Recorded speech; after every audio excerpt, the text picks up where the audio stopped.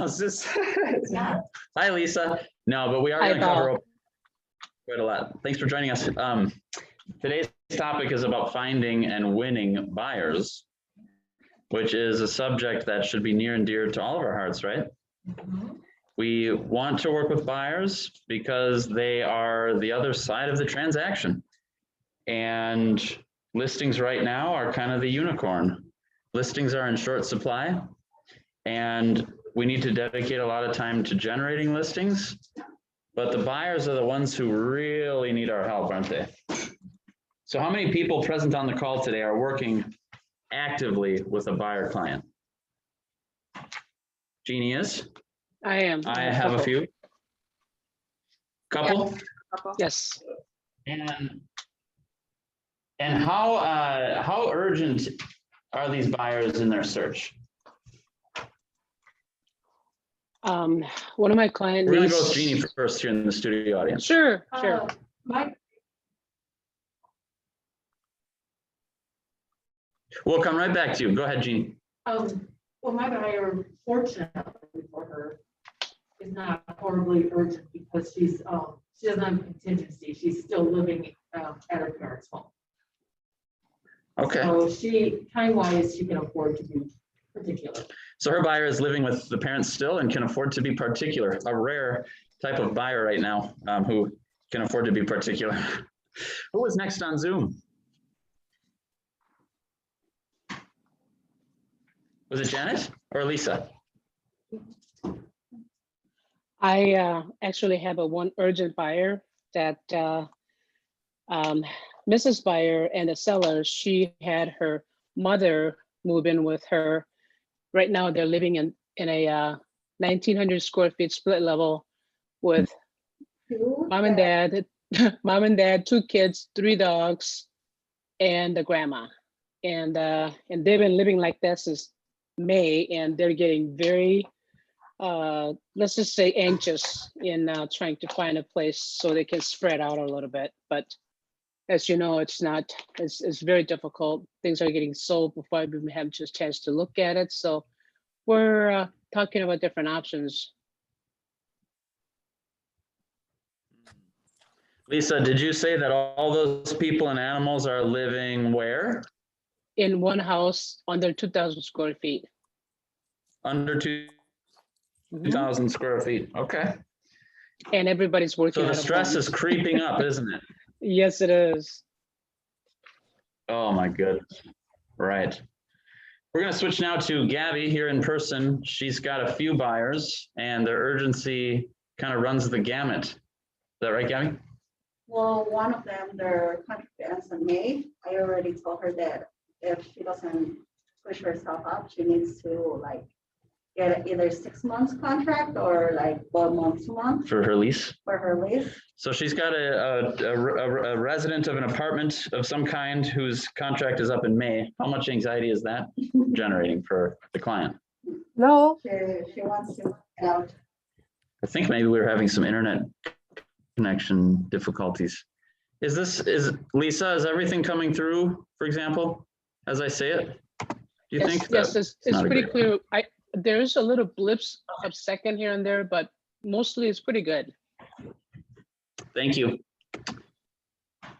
So that's a pretty common thing as opposed to what Jeannie said. She has a client who is a little bit more lax because of that freedom of living with his or her folks. Gabby's got one where the lease is up in May and they're not quite sure what to do.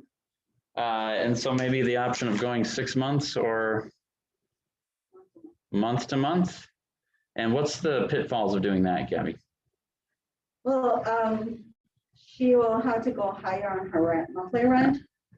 And she doesn't want to do it like 6 months because she doesn't know if she will find something before those 6 months. Right, it's tough. So Gabby shared that the rent rate for this client will go up if she signs a month-to-month or 6-month option at her apartment.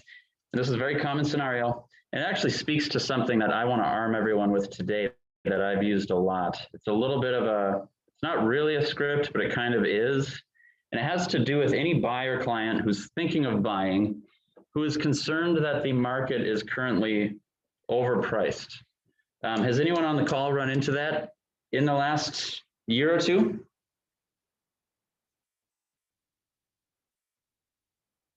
Come on, speak up. Nobody has run into that objection? Come on, I get that all the time. I'm sorry, what was the objection? The objection is from a potential buyer client. We're worried that the market is overpriced right now. A little bit? Paul, They don't wanna buy. I have a buyer like that who just so happens to be. Yeah, my go daughter. ahead. It happens to be my daughter and son-in-law. They live like, I don't know, 8 states away. They live in New Jersey. So I'm lucky though, because it's a rental property for them. They just kind of want to dump some money into something. And yes, everything's overpriced, but if I stumble onto something, then they'll trust us and buy it sight unseen. So I just kind of have them in my back pocket right now.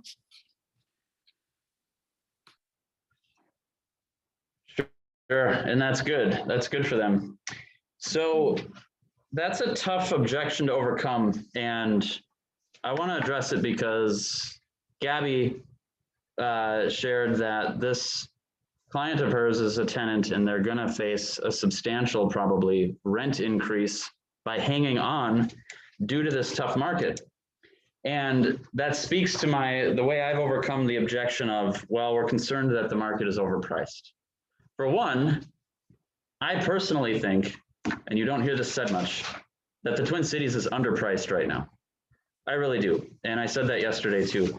The average starter home in Austin, Texas, which has a comparable culture to ours in a lot of ways, not climate, but a starter home there is $750,000. I have friends and clients who live in Austin, and they're constantly talking about, oh, we should just move back to Minnesota where it's cheap to live.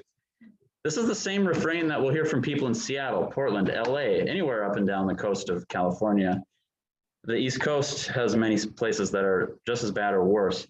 The Twin Cities market is actually quite affordable in terms of major urban areas in the US. And how many folks on the call today have been seeing a little bit of, or feeling a little bit of an uptick, a little bit of an increase in the amount of buyers or people they're meeting who are coming from out of state? Has anybody seen or felt that lately? Not me. Right. Well, yeah, it's a good thing. They're typically bringing talent into our ecosystem, and they've got the money from, a lot of the time, from saving in a higher cost area to buy a home, or they've just recently sold a home there. I've seen that a lot more lately. It's been ramping up over the last 2-3 years because of how affordable it is here to live. So that's one argument that I would make without hesitation. However, that one can be a little bit touchier. You know, why are you comparing our high cost of living here to other cities? Well, it's driving migration here. But the main thing I wanted to get at, if you hear anybody objecting to the market being high, I would encourage you to think about what someone paying $1,400 a month in rent is spending a year. That's 17 grand, okay? If you buy a 300K house at the top of the market and you face a couple of years of declines, which will eventually correct itself, by the way, are you going to suffer with your home's valuation dipping more than 17,000? Maybe.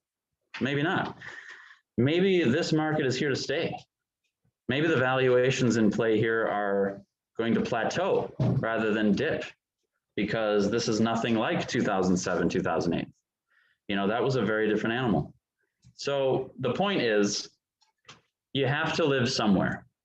Jeannie's example of a client living with their folks, there's a different value to quantify in that. You're not necessarily paying market rent of $1,400 plus a month, but you're living with your mom, you know, which is fine, but some people would rather get on their feet quicker. And I'm conscious of the fact that we have a mother-daughter team in the audience today. So I have to be careful with what I say on that. But now, what if that person decides to sit out because the market values here in the Twin Cities metro are too high, and they sit out for 2 years? Well, now we're pushing in $33,600 they've spent on rent. And that's at $1,400 a month. Many people are paying a lot more. Some people less, but not a ton of people are paying less than $1,400 a month to have their own place. So $33,600, if you were to buy a 330K house, the market would have to, at the top of the market, you buy a 330K house at the top of the market, and then the market dips. Oh, shoot, I timed it all wrong. I bought right at the peak. Well, this shows you that instead of paying rent for 2 years, you would have to decrease in value on your purchase that you made by mistake by over 10% for it to hurt as much as rent in theory would have. This is just one idea of a way that I overcome this objection with people who are renting. And I have used this probably 3 times in the last 2 years. So just keep that in your back pocket. The other side B of that album is that, what if you're wrong? What if we're not at the height of the market? And this is one that's popped up in practical daily life a lot. What if that 330K house that you just cringe, you think you're buying it at the top of the market, but you do it anyway? What if you're wrong? What if there's another 2-3 years of gains and now you're sitting on a 400K house? Now you're a genius. So it could go that way. In fact, many of my colleagues were calling the top in 2019. How much has real estate increased in value in general in the Twin Cities since 2019? Ooh, I think we're frozen. We coming through okay? Uh-oh. It's Jordan, help. Oh, looks like we're back. Lisa, did you get all that rambling that I just went through? Yes, I did. But just before you acknowledge that you were blipping a little bit. Okay. You yelling my name? We were yelling for Jordan because we're glitching out here a bit. It seems to be the internet connection, Oh, no. but maybe it's Hi, better. Jordan. I was gonna say, I Yeah. don't really know. Hi. It's You better stay. Jordan, You better it's just stay me. there. I know, I have too much work to do. Otherwise I would. Yeah, I don't really know.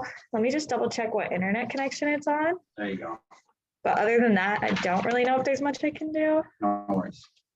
Yeah, the agents one is the best one. Did you switch? No, I kept it on the agents one because the guest one's more. Oh, I guess. I'm so sorry. I guess I just, we'll plug away.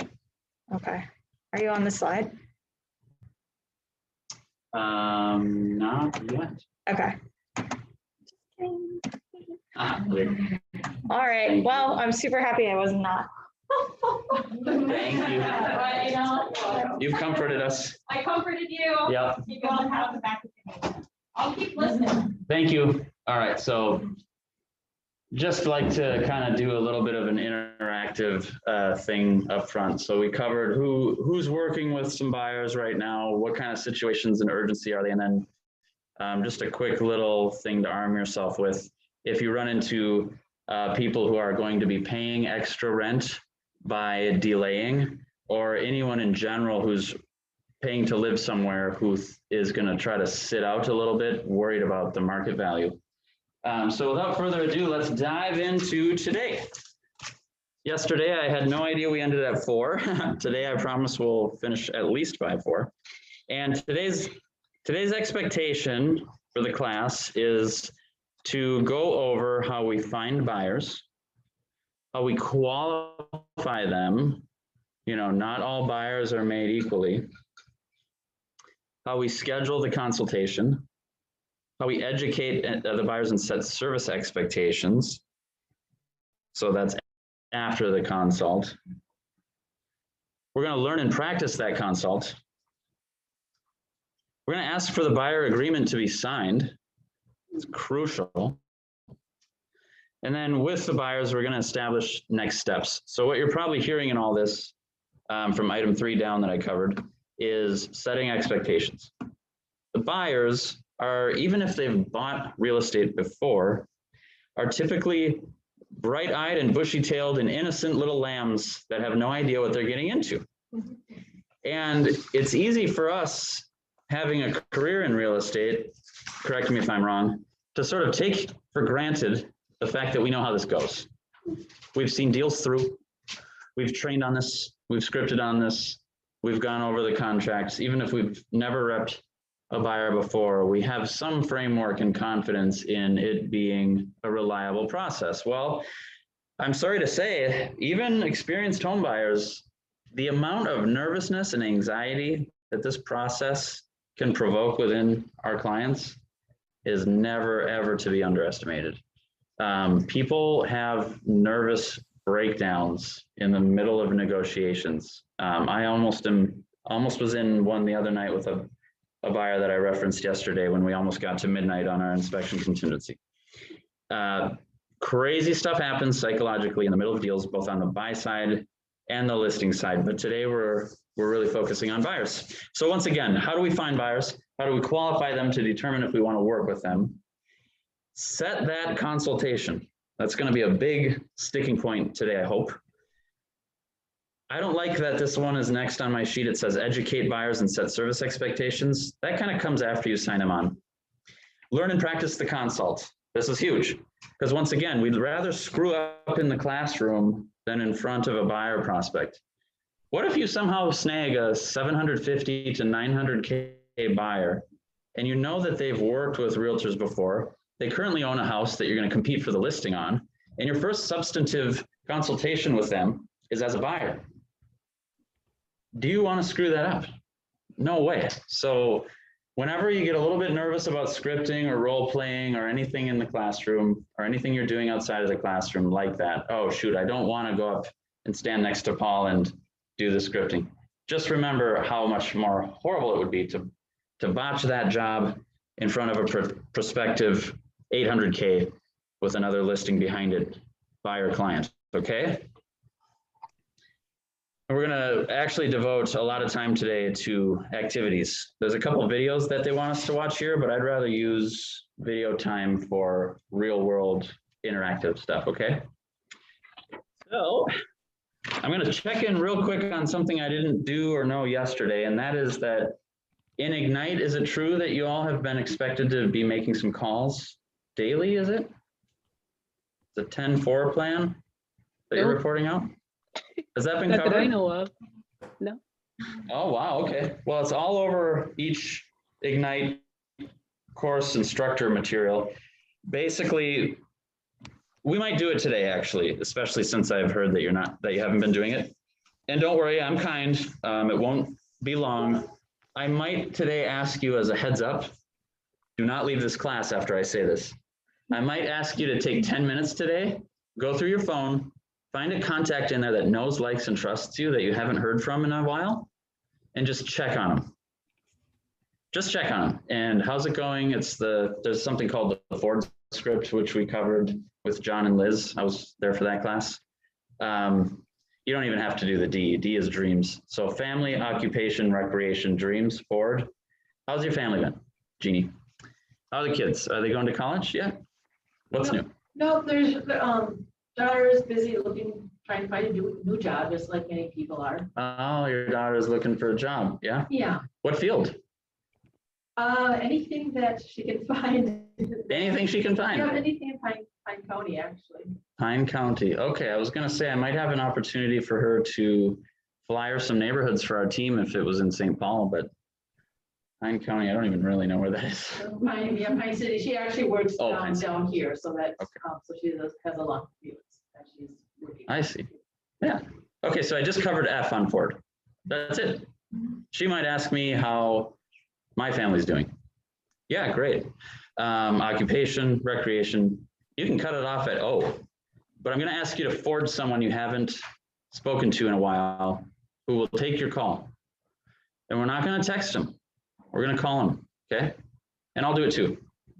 And I hate it. I really do. For some reason, I wanna ask the audience about this.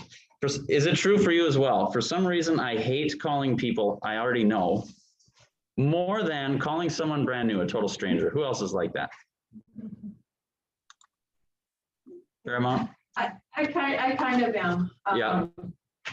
If it's someone I know well, but I haven't talked with for a really long time, it's uncomfortable for me to call and say, hi, how are you? Oh, by the way, we want Yeah. to buy or sell your house. So is anyone able to hear that from the live group we have here? Yes. And Good, Paul, I have okay. a question for you. Paul, Yeah. can you define long time? What is that, months or years? I'm gonna leave that up to you, Okay, but don't make it easy. Don't call your friend who you were just texting yesterday. Oh, No, hi, no, how are no, you? absolutely. You know? No, I'm not saying you would, Lisa. I got my eyes on someone else in the classroom here. I have done that. You know, who's heard of Bold, the Keller Williams course? Bold? Yeah. Has anyone taken Bold? Not yet, we're waiting on it. Yeah, it was better in person, I have to say, but there is a pandemic happening. Well, one of the things they make you do in Bold is they make you do this for like 30 minutes usually every day. And it gets brutal. And it gets to the point where you might even run out of people to call. And when I was a new agent, my sphere, a good chunk of my sphere was the property of my former broker. So I had a small one. But I remember what I would do is slink away like a little snake, and I would start texting people because I didn't want to bother anyone. And that was even awkward, but that was way easier for me than calling them. What I have since learned is that it's not the same thing to text someone versus call them. And in real estate, one of the things that is key to our value proposition is just caring about people, especially in this day and age. You know, we just got through riots. We're in the middle of a global pandemic, economic uncertainty. The real estate market is nuts. People do want to hear from you. And if you're a new agent and they don't know you're a realtor, that you've recently decided to do this career change, that is the perfect reason to call them. So let's just do it real quick. You are Susie. Susie, ring, ring. Hello? Hi, Susie. Paul Olson. You remember me from, we used to work at Dunn Brothers together? Oh, yeah, it's been a while. It has been a while. I left Dunn Brothers. You left years ago, so you wouldn't know this, but I recently left. And I just wanted to let you know that I've become a real estate agent. So I'm kind of going through my contacts in my phone and texting and calling people that I like and just asking them if they have any questions about real estate. Oh, Have you thought about real estate at all lately? actually, in a couple of years, to downsize once the kids, Awesome. we're out. So your kids are out of the house? Well, Soon? not quite, Not more quite? years. 3 more years. Got it. Yep. And so you're still living in Plymouth? Yeah, Okay. Yep. I remember that. yeah. And on it goes. And honestly, it can go for 20 minutes or 5. You know, I'm just calling to check in. Did you know I'm a realtor? And they're always going to say, it doesn't take long. Oh, who'd you go with? Easy. Oh, Keller Williams. Everyone knows that name, right? Keller Williams, because, in fact, I'm actually doing a course that they offer for free called Ignite. It's crazy. You don't have to say anything about that's why you're calling them. But yeah, talk a little bit about Keller Williams and then wrap it up. It's that easy. You know, you're going to do this. You're going to need to do this anyway if you're newer to real estate, in the form of a handwritten letter campaign or a mass email. Phone call is best. And if they don't answer, this is the script. Hi, Gabby, it's Paul Olson. Remember me from Dunn Brothers? I just wanted to check in with you. Could you give me a ring back? Thank you. Or I just wanted to ask you something real quick. Give me a ring back. Yeah. That's the only thing that works. Because then they're wondering, what the hell? What's going on? And it'll eat at them. Why are they calling me? Okay, so we're gonna do that later. Sorry, I got a little long-winded there. And we're actually gonna write down who we called, including missed connections. So I tried Susie, she didn't answer, so I moved on to Dave. Okay? Can I ask a question? Yeah, Jeannie has a question. Here's my big problem with this, and I know it from experience, I call someone that I know well, but I haven't had contact with them in a long time. There is no way I can make even a 20-minute call. I've ended up talking with people for an hour or so, and which is wonderful. But I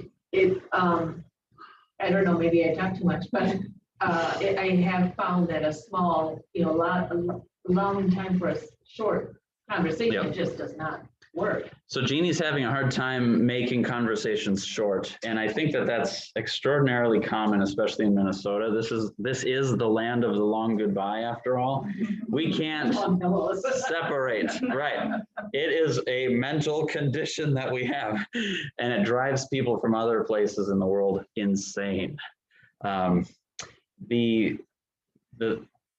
That is a good example of something that we need to cognitive override in our lives as a realtor. If we're making a real estate oriented phone call, especially for a class, we do have to overcome that hurdle.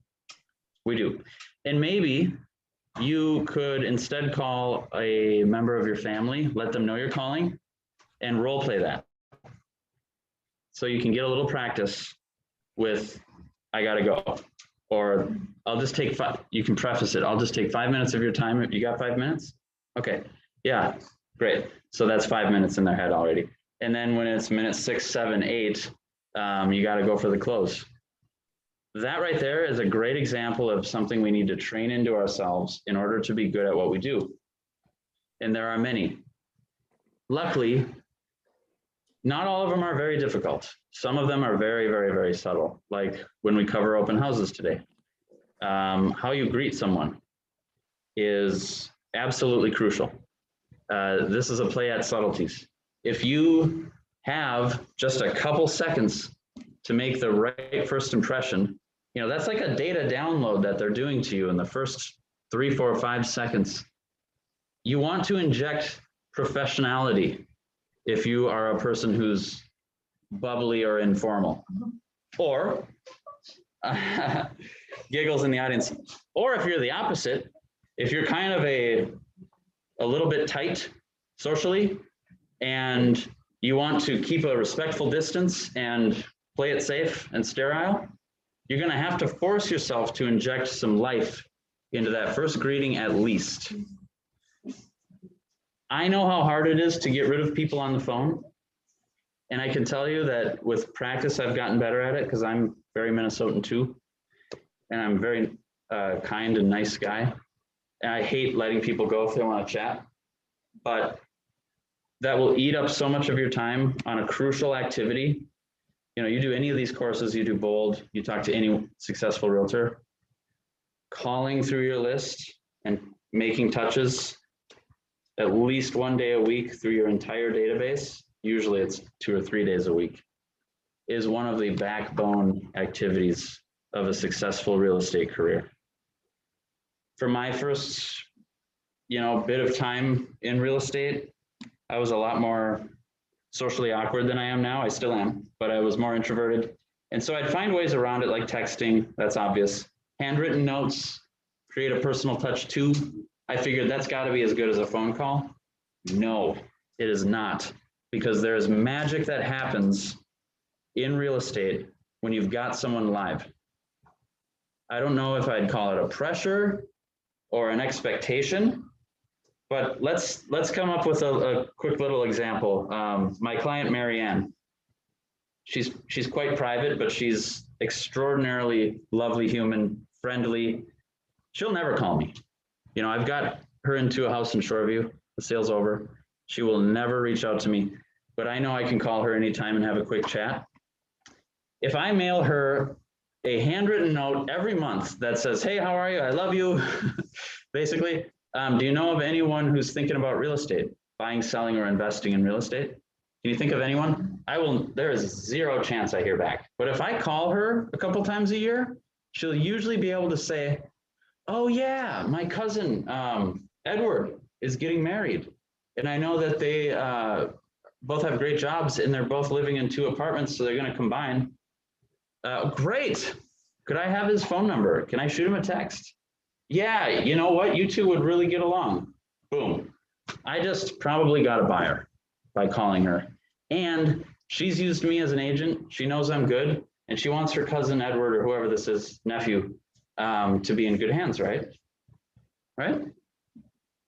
Anybody have any thoughts on that? On the, okay, we got a lot of hands up. Gabby, I do struggle a lot with receiving calls and just asking me questions and end up 3 hours call you do about too. their questions, and I cannot just make them come to the office. And Yep. it's like, I end up telling them the story or the information and everything, and they just don't come. And when I call them or anything like that, like, it's just like a never ending call. It goes on and on. Cannot make them come to the office. Now, is Or you're saying you want them to come to the office to sign them on, either or? to sign or like actually read and get moving or anything like that, like So these are people who need to buy or sell. by, Yep, and they're not under contract. no, like for example, right now, I have this person that is gonna ¿Hay buy. gente allá adentro? Si She quieres, just- vamos a ver afuera y luego ahorita entramos. She just calls and he just calls. Acaba and de says, llegar alguien. I wanna buy, like right now, they just, like, I just found one of his family members and like, we just talk about it, he's gonna call and everything, but it's like, every time, it's just like a long call, but cannot make him come to ¿Ese the se ve office. bien? Okay, so we've got an example from the audience about a certain client who is serious about buying, wants to work with Gabby as their realtor, but won't sit down and do the actual buyer consult with Gabby. Is that right? Okay. Yeah, so Gabby is, how long do you have in the industry? 2 years, okay. So Gabby is an established professional realtor. Gabby knows, am I saying your name right? Yeah. Yeah. What are you laughing? ¿Mande? Gabby has done deals before. Sí, es un porchecito. Gabby knows what she's doing. Pero aquí también puedes abrir y puedes meter, así como Who's that? ellas. Yeah, get yours. EJ, could you mute? Sorry, Thank you. sorry. Gabby. Gabby's a great example of a realtor with experience who's having trouble with a specific client who's slippery. They are motivated, they want to buy, they want to use her, but they won't take the steps necessary for her to feel good about it. Namely, coming in, doing a buyer consult, signing them on, and going about this the right way. So what that tells me, Gabby, is that they're not respecting the process.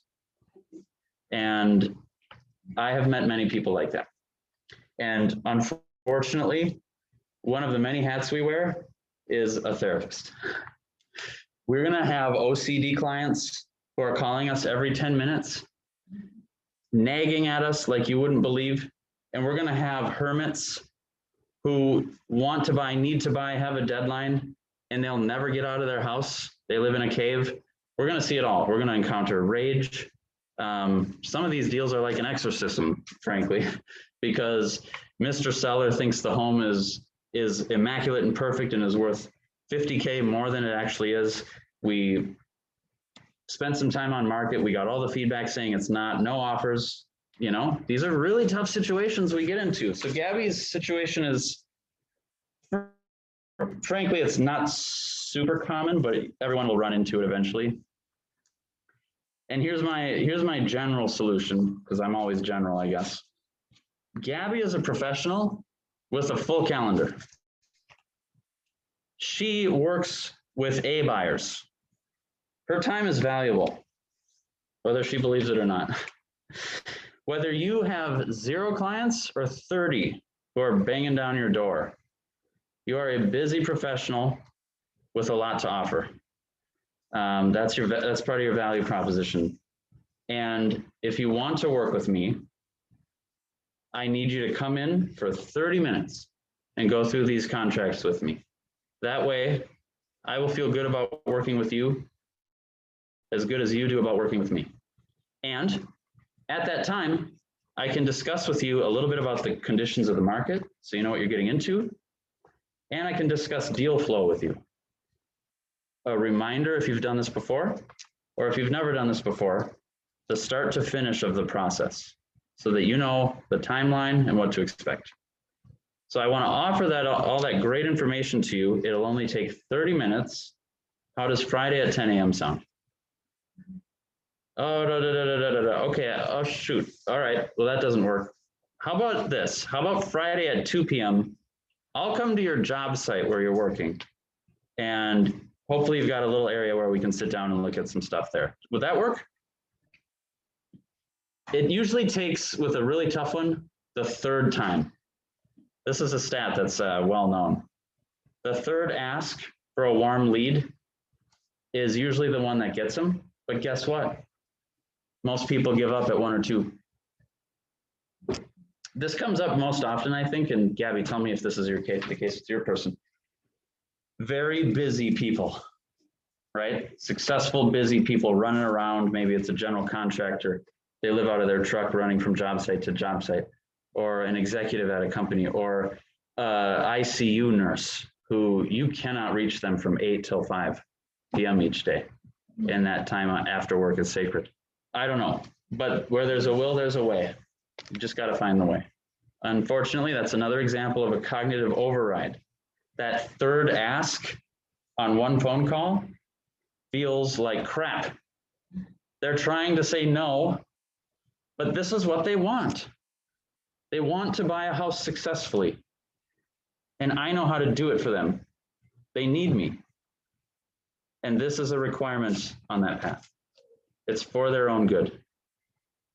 And if they don't sign on with me, I might lose them because crazy stuff happens. And they might end up with a shit realtor. Someone who doesn't know what they're doing, who's gonna make a fiasco in their life.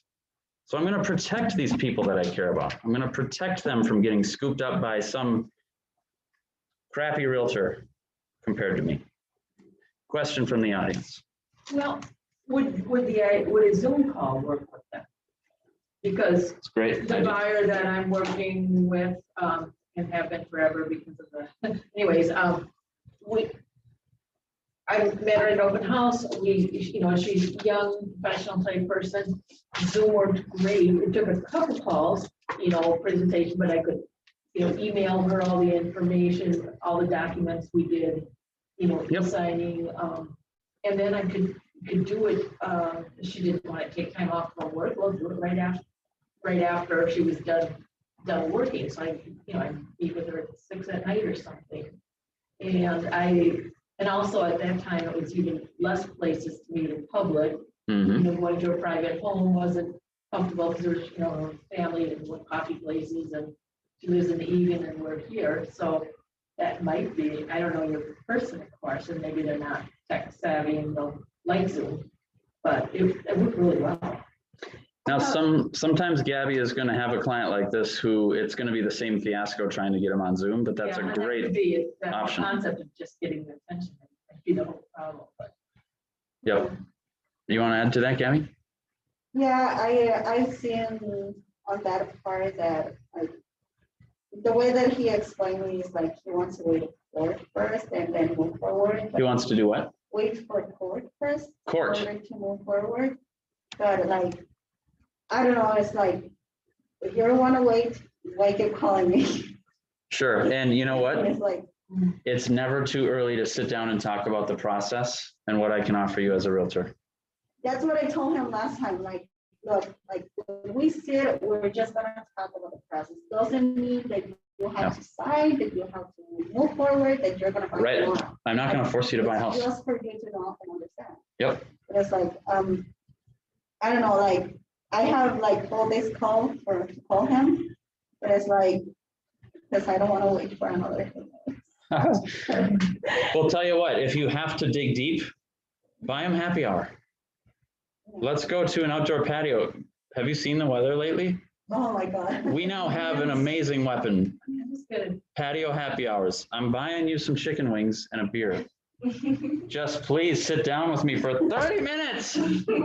My God. or get them a coffee and go find a place, or Yep. something. But If they're an outdoor enthusiast, let's go walk around the lake, Easy. We'll just casually chat real estate. Because some people are intimidated coming into an office.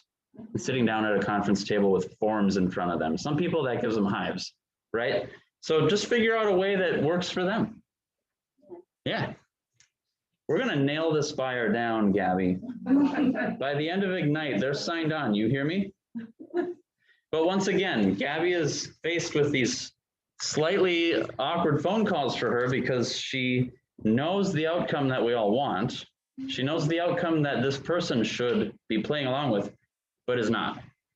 So we have to try to suss out why and then attack that a little bit with a creative, fun solution is the way I like to do it. But the key is that I want to make clear, so far it's come up a few times, is these things are uncomfortable to do. You know, having to get off the phone or having to make the call to begin with is really tough sometimes. It really is. I've been there. I used to slink away like a snake, like I said in bold class, and I cheated. And here I am, you know, and now I get it. I get what they were trying to teach me the whole way through. So the point I want to make is that to some degree, we need to get comfortable with being uncomfortable, okay? There's a moment once you've set up your open house because you arrived slightly early, turned on all the lights, opened up all the blinds, set out some refreshments, perhaps made sure your print material's ready, sign-in sheet ready to go. When that first group comes up to the door, and maybe they don't look like a real buyer, you know, maybe they almost look homeless, right? And there's like a sinking feeling in your gut. Oh, here we go, you know? Or maybe you're super excited. Whatever it may be, in that moment, there's a job to do, and you are there to get buyers. So let's move on here. We have a question. Okay, question from the field. Do you have a good line to end phone calls? That's the same issue Yes. as. Okay, wow, this is a big problem. 3-4 hours, I swear. Okay, Yeah. okay, this is a big one. I assume you're the same way then, Susie. Okay, well, we're all in the same boat then. Yes. Hey, Elizabeth, sorry to interrupt you. I just want to let you know that in 2 minutes, I've got a Zoom call starting with a client. So I got to wrap this up pretty quick. Yeah. And Or I have another appointment. Like you said, do you have 5 minutes? Right. You know, I think that's good. Preface it with, do you have 5 minutes? Yeah. Or in the middle of the call, hey, if you can sense it going that way. Oh, hey, shoot, sorry, just to let you know, in 15 minutes, I got to make sure to go because I've got another appointment. You know, nobody has to know that you don't have a full calendar right now if you don't. They just know that you're doing some fancy new thing and oh my God, they sell houses. Like, oh, what's all that about? They don't know anything about our profession. The average consumer knows nothing about what we do, but they do tend to know that we tend to be busy. Great question. Anybody want to add to that? How to get off the phone in Minnesota? Battery is dying. Whose battery? Mine? Mine. That's a good. Oh! It even worked on me. Brilliant. I'm talking about how to, like end up a phone call. Hey, I'm sorry, I just noticed my battery is dying. I'll call you back or whatever. Did you see how effective that was? All right, folks. So who here thinks that working with buyers is a drag? Be honest. Raise It's your hand. Say- exhausting. It's exhausting.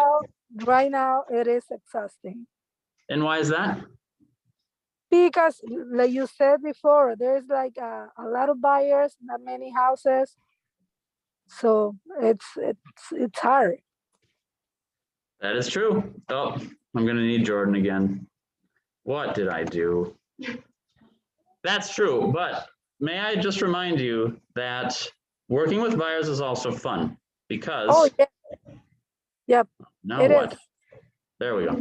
It is fun, right?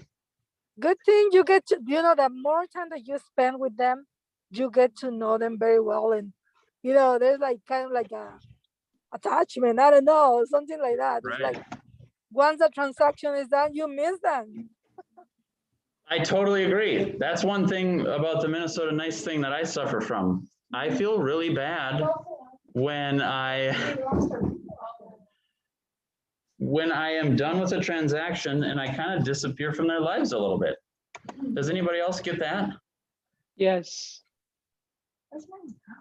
So I had to actually develop a newsletter to kind of stay in touch and give prompts for people to connect with me. Well done. Perfect. Is this one you're on? Yeah. Okay. Thanks, Jordan.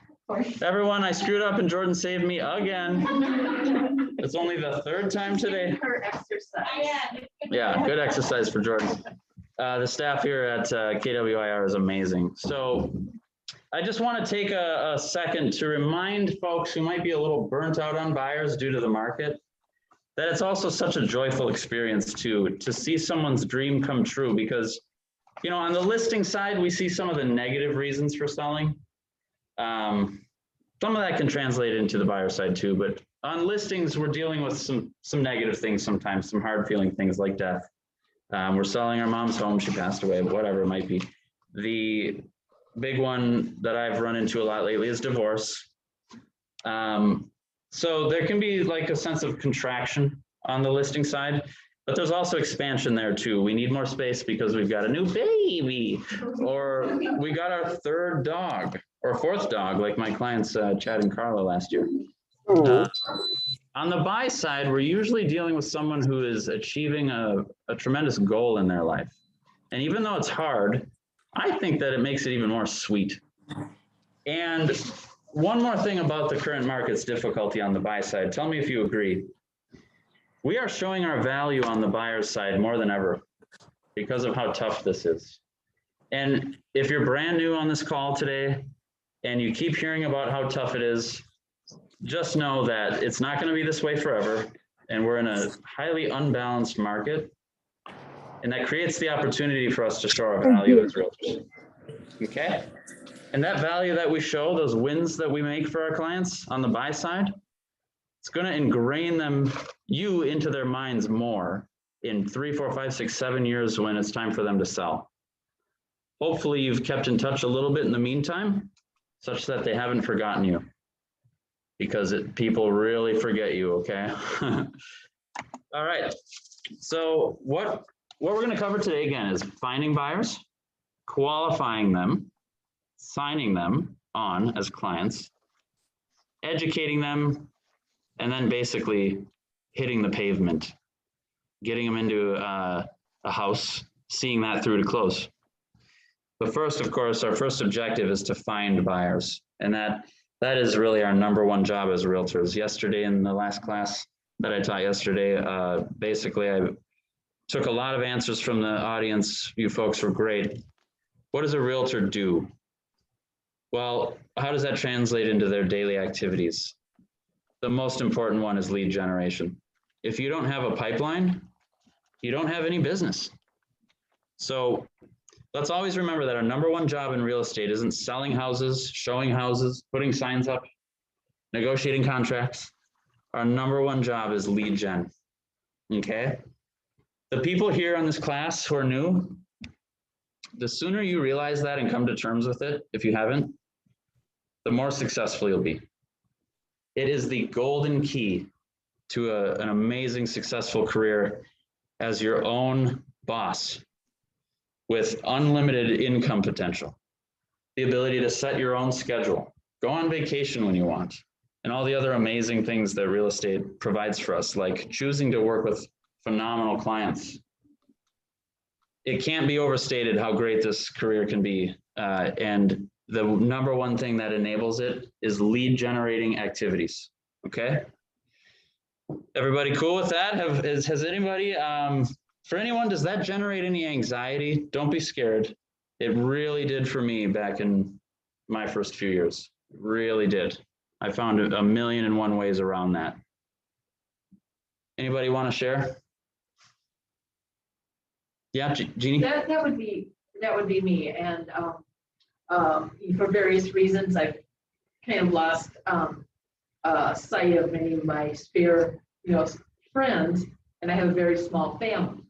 However, it's getting easier, and I've, rekindled some very good friendships. I Right. still find it hard to think of knocking on someone's door Mhm. because I'm not a fan of people unsolicited, Mhm. unsolicited knocking on my own door or phone calls, because I'm on the phone a lot. So, Yep. so it's hard for me because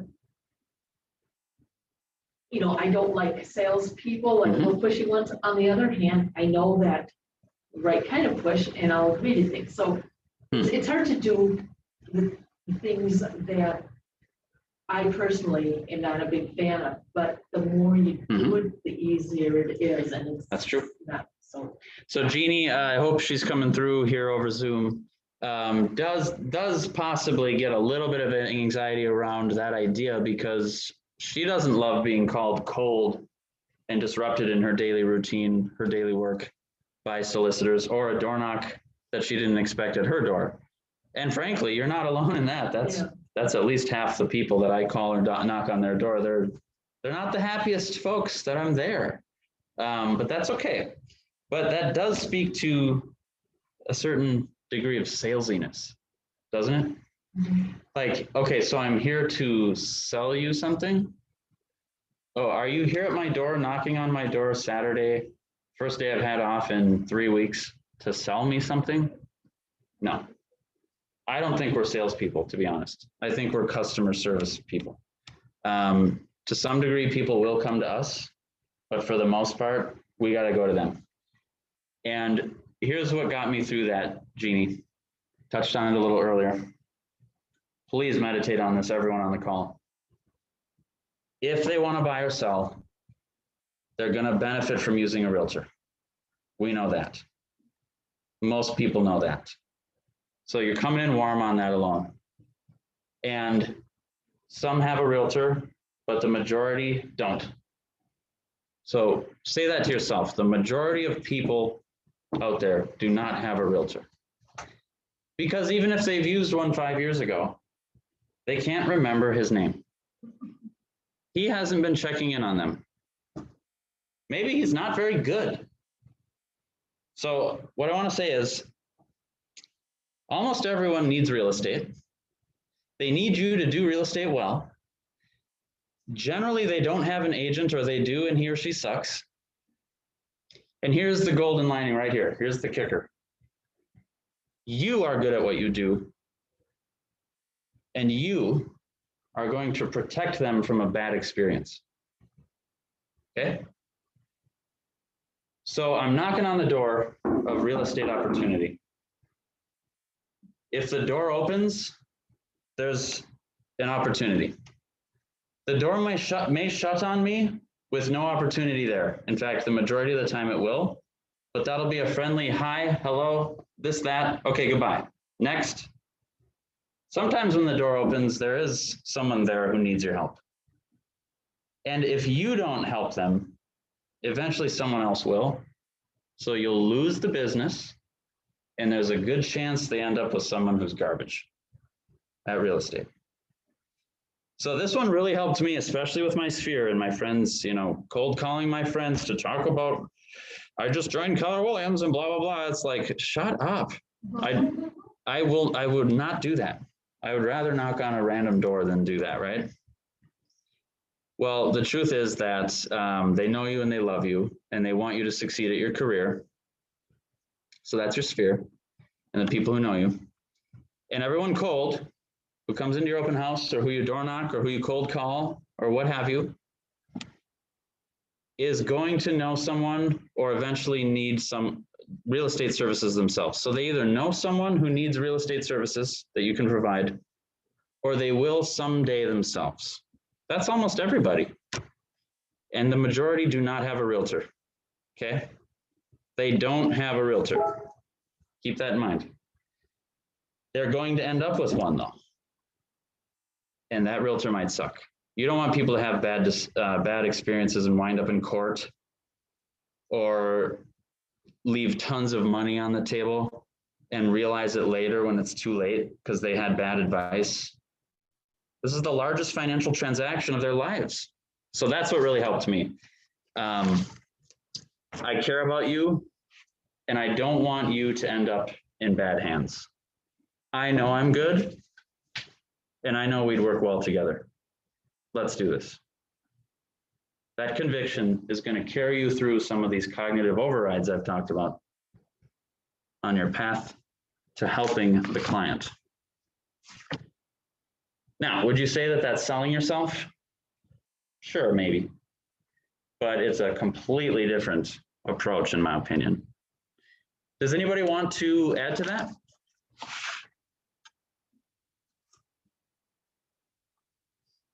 Okay. In that case, we shall move on. According to a 2014 National Association of Realtors survey of home buyers and sellers, 88% of buyers surveyed purchased their home through a realtor. 88%. That's 9 out of 10.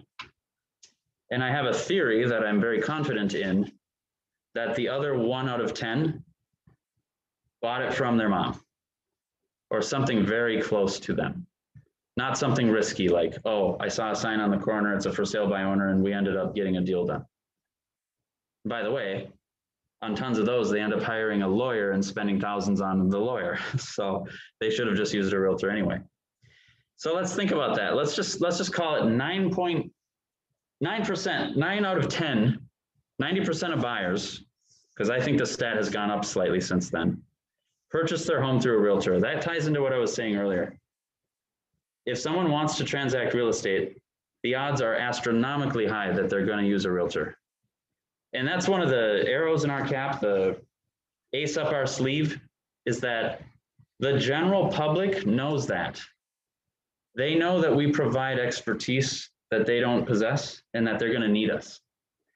If you can keep that in mind, what that tells me is that the entire population is already a warm lead, because they know that they're going to transact real estate at some point, and they know that they're going to use a realtor to do it. Okay? So the next time you're anxious about, doing an open house, keep in mind, people don't get off their couch on a Saturday and go into an open for no reason. That's a real buyer right there. If they're coming in an open, they're either a neighbor or a real buyer. B, basically everyone you meet is warm, especially if they're willing to engage with you in a conversation about real estate. All right, we're going to move along to more stats from the National Association of Realtors. 40% of buyers found their realtor through a referral from friends and family. What does that tell you? That tells me that when I call someone and they say, oh no, we're good for a little while. I know okay, let's just role play it. Jeannie, I'm calling you today. You know I'm a realtor, right? Yep.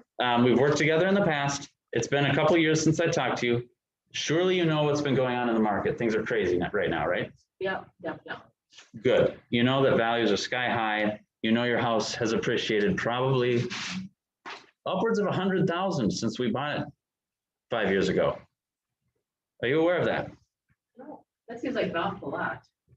It is, but I'm telling you, I'm active in this market every day, and I think you're right in there.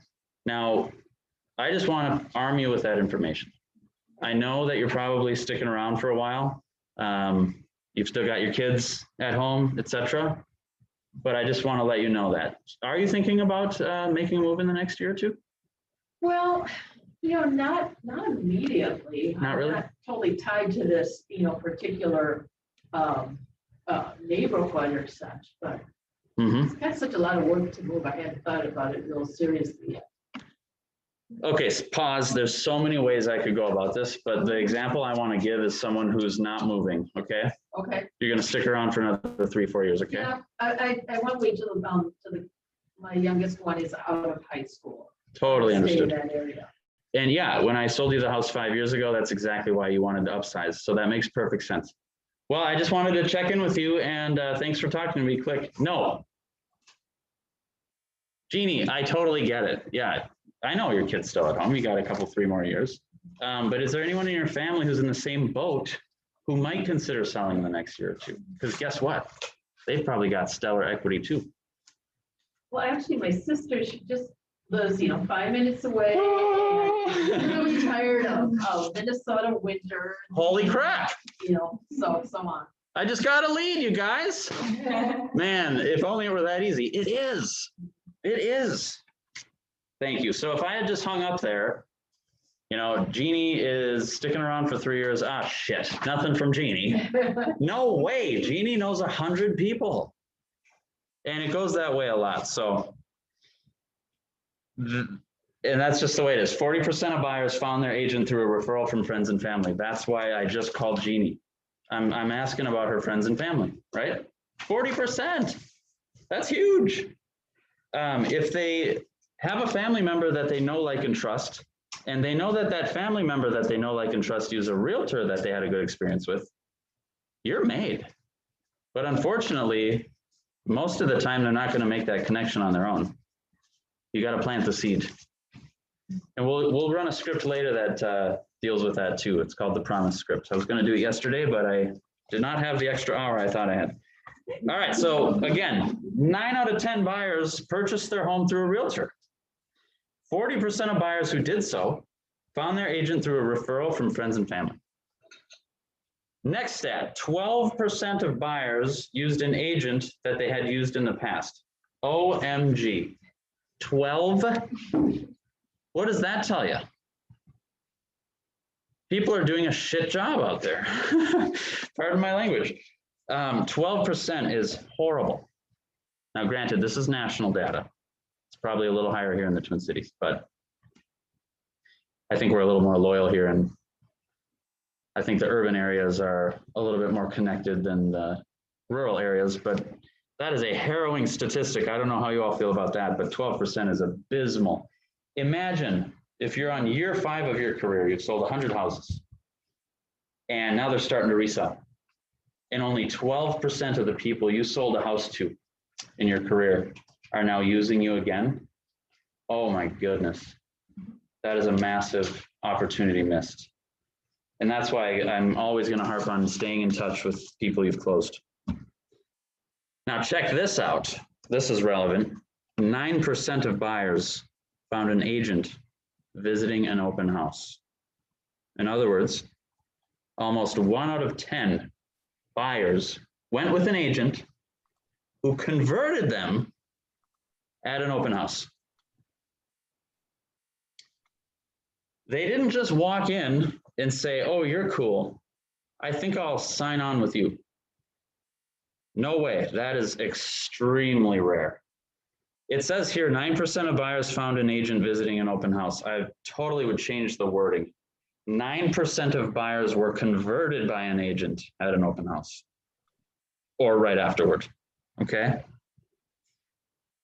How are these stats sinking in? Do we have any insights from the community here today? Anybody want to share anything? I'm calling on you, Zoom. Step up. Let's go. Because we're going to get more interactive for a bit here too. Martha, you got something? Yes. How do you know that I got Okay, I'm on mute. Cool. I moved from Duluth 4 years ago. So I didn't know anybody over here, and I started this business, and all my clients are from open house. Yeah. The majority. Heck yeah. Mm-hmm. So you had to reestablish yourself. You reinvent yourself. Yep. Create a new sphere. I have to. And Martha, how long did it take until you felt like you had some momentum going in the market? My first year, like 6 months. After 6 months? Mm-hmm. Incredible. And how many open houses did you do, Martha? What was your routine? Every weekend, Saturday and Sunday. Can you repeat that, Martha? You came through just fine, but I want you to say it again. I used to do open houses every weekend, Saturday and Sunday. Sometimes 2 a day, like 2. Yeah. Yeah. Okay. And Martha, I'm going to call on you later to help me role play an open house. Okay. Okay. Yes, Martha. Yes. Martha, when you first started doing open houses, coming from Duluth, How did it feel? Did you feel a little trepidation or hesitation? Was it a little nerve wracking? What did you feel like? Felt so nervous. First of all, Sure. real estate was a new business for me. Second, English is my second language, There you go. and it's not like to get your license. It's not like you learn a lot. So I was true. nervous. I was nervous, but then it came so easy, and I love doing open houses. Okay. We're going to ask you later on why you love doing open houses. Okay, Martha? So, hey, you have time to think about it. Okay. Make Okay. something up if you have to. Okay. I'm kidding. I already know part of why you love open houses. It's because it's enabled you to have a career in real estate. Right? Yeah. It's a big component of how you gain momentum in your market with English as a second language, career shift coming from Duluth. Right? Right. Okay. Martha, don't take this the wrong way, okay? I'm going to use you as an example real quick. Oh, don't worry. If Martha can do it, you can. She was not a realtor. She had a career shift. She came from Duluth. She knew no one. English is her second language, and she made it work. So congratulations, Martha. Yeah, you're an Martha. example. Yep. Yeah. You're an Thank you, guys. example of no excuses, right? Yep. We're not victims here, we're heroes, and you made it work, and all of us can, okay? So Okay. Martha, I'm gonna keep going with you here. You said your first open houses were nerve-wracking. Was that because of these things? You were new to the Twin Cities, English second language. You didn't feel like you learned a lot going through real estate school and licensing. It was nerve-wracking. Why? All those things and more? All those things, and plus I never done open houses. Mm. I shadow one real estate agent in Coldwell Banker one time, and that was it. So I just jumped. It's just you have to throw yourself there and do it. But I was nervous. Yep. And so you were nervous and you did it anyway. Was that like a cognitive mental override of how you were feeling? Yeah, it's the same like doing phone calls. Yep. Exactly. Yeah. So there should be a common theme emerging here so far today, a couple of them.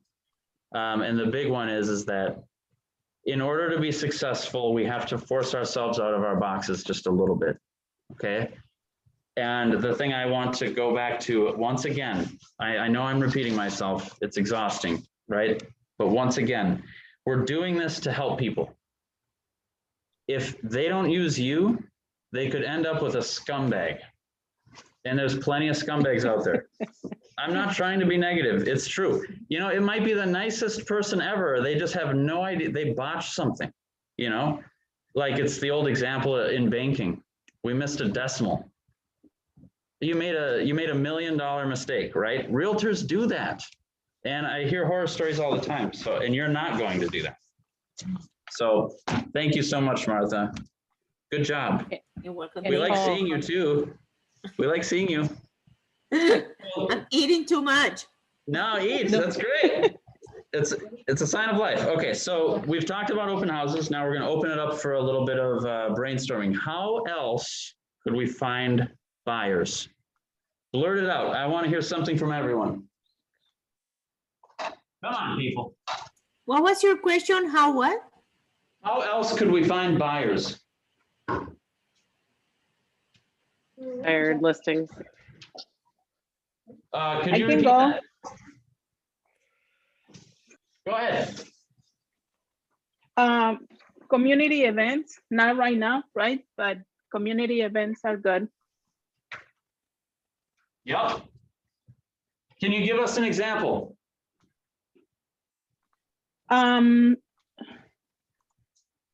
For me, I've been with community events, you know, every community has their own festivities. For Mexican, we have the Mexican Independence Day, we have Cinco de Mayo, and I always try to partner with Minnesota Housing or one lender who has the table over there, so you don't have to spend your own money Brilliant. buying a table. Everyone, if you're not familiar with Gijay, she is a extraordinarily successful, on her way to mega agent status, VIP on the call today. Thank you for being here. That's a great one. Community events. The one that would pop up to me as an example would be National Night Out. She's also very caring, and whenever we need something and we reach out to her, she's always available to help. So thank you, Gijay. I have told you before, but thank you. Oh my gosh. Thank you. Thank you so much. And check it out. We've got Gijay and Martha and other agents here and on the call who have experience. Look at what they're doing. They're established, successful, high-earning agents who are still doing Ignite. Keep that in mind. We need to learn something every day. That's right. Hey, plus, I have to say something about Gijay. That she's a great, great friend. That's excellent. All right, enough of the love fest. Come on, people. How are we going to meet buyers? Yeah. We've got open houses. We've got community events. What else do we got? We got Jeannie. Keeping in mind that you just never know when someone could be a lead. Yes. Just Yes. real quickly, I accidentally made connections with someone through Nextdoor. I did charity caning. I ended up going to their house to pick up a charity cane, and now it turns out that this woman living in Shoreview is starting to downsize, and maybe, I think she'll take her a while, but anyways, we'll be wanting to move, and I know that area, and so I'm going to be very nice to her and keep in contact. Keep in contact. And because as soon as I mentioned something about what my real job is, and she got all interested in that, so. Exactly, so casual. Yeah, talk about it whenever you can. Exactly, casual encounters. I used this example yesterday at the other class. We did a really quick hypothetical Dunn Brothers thing where the barista or whoever was possibly, was asked about real estate, took an interest. So casual encounters, there used to be this thing where you'd wear your Keller Williams name tag out in public and you just, which is fine, but you just hope and pray someone would say, oh, you're a realtor. Can I ask you blah, blah, blah. Well, it doesn't really happen very much. Even if they see the name tag and they have a real estate question, how is a stranger going to approach you and ask you in Minnesota? They're terrified. So, and again, I'm from Minnesota, well, Wisconsin. So casual encounters are actually far more powerful than people think. I've closed deals on casual encounters myself, and Jeannie is well on her way to doing that as well. Who else has an idea? I'd like to share something. One sec. We've got Susie who's gonna, I'll come right back to you. Just Okay. like things that you do throughout the week, like if you belong to a church or your gym or, Yep. the neighborhood grocery store, or is that the one that's like? Grocery store might, but what I'm hearing from you is hobbies. Yeah, hobbies. Right. So if you're at, let's say that you train in Taekwondo, or your kid does, and you're just rubbing elbows with the other kids' parents for an hour every week. Well, crap, why not chat with one or two of them and just take a chance? They're not going to be mean to you. Or church. Susie mentioned church. Church is full of warm leads, right? Great example. So if someone was talking on Zoom, we'll go back to you. Hey, Paul, it's Lisa. Hey. I've been listening and I have not, this is the first time I've shared because it never really crossed my mind, but you brought up a thought process of what I've gone through.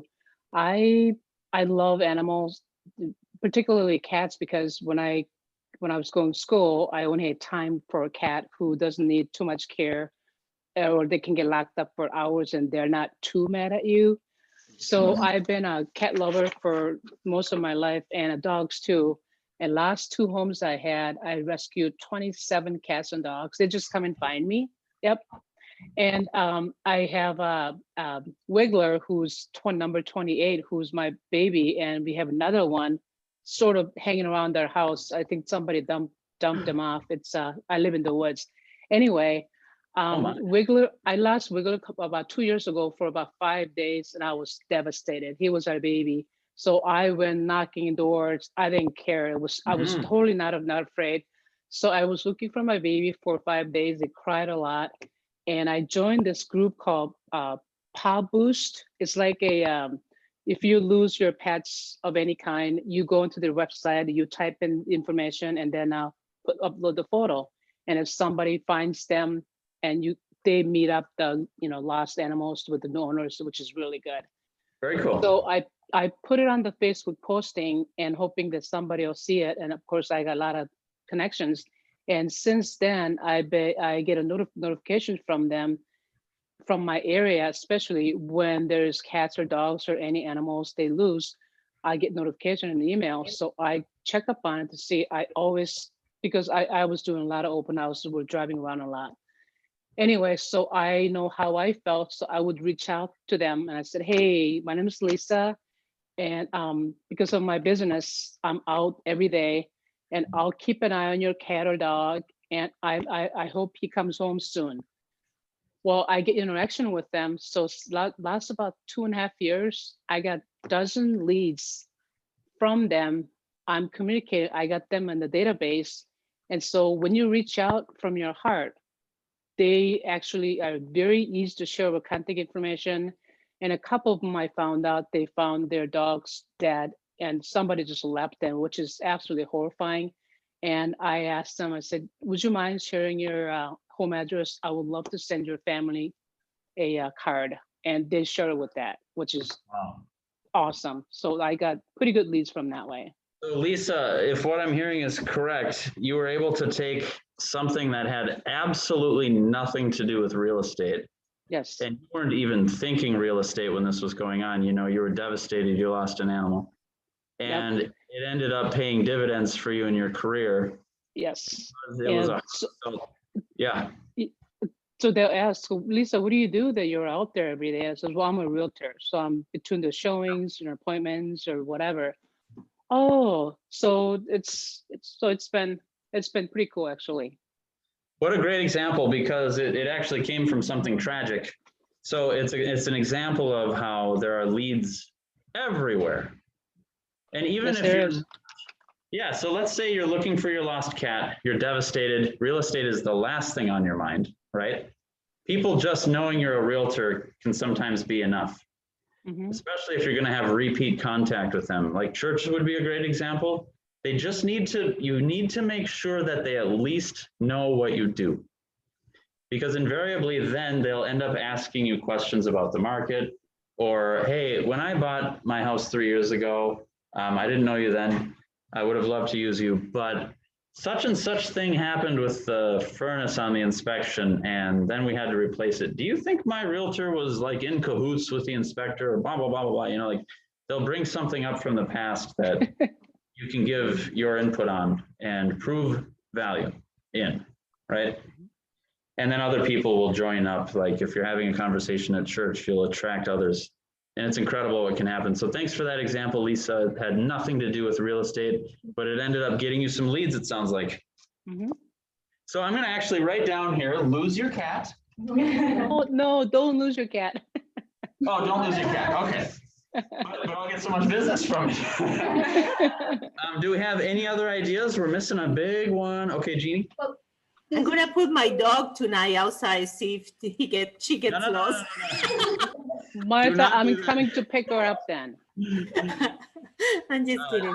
We're gonna Jeannie now here in the studio audience. Just a quick add on to what Lisa was saying is pet people, and I'm a cat lover, yay, Lisa, are really passionate about pets. You got that right. And I this used to work with me with my financial advisory clients. A way to soften people up, you can have a buyer who's maybe interviewing several agents. And honestly, if they can find a big rapport with someone who loves their Fluffy or Fido or whatever, And that, Absolutely. and people can feel that is a really good judge of character. Yeah, that's a trust builder for you sure. know, So, So hey, maybe So if you're interviewing folks, if you're having consultation with folks and they're coming into your office, maybe you are gonna make sure you have a picture in a frame of your pet, or or on your grandkid or something. something like that. tender, yeah, Mhm. or maybe on your Facebook page, or maybe on your website about you.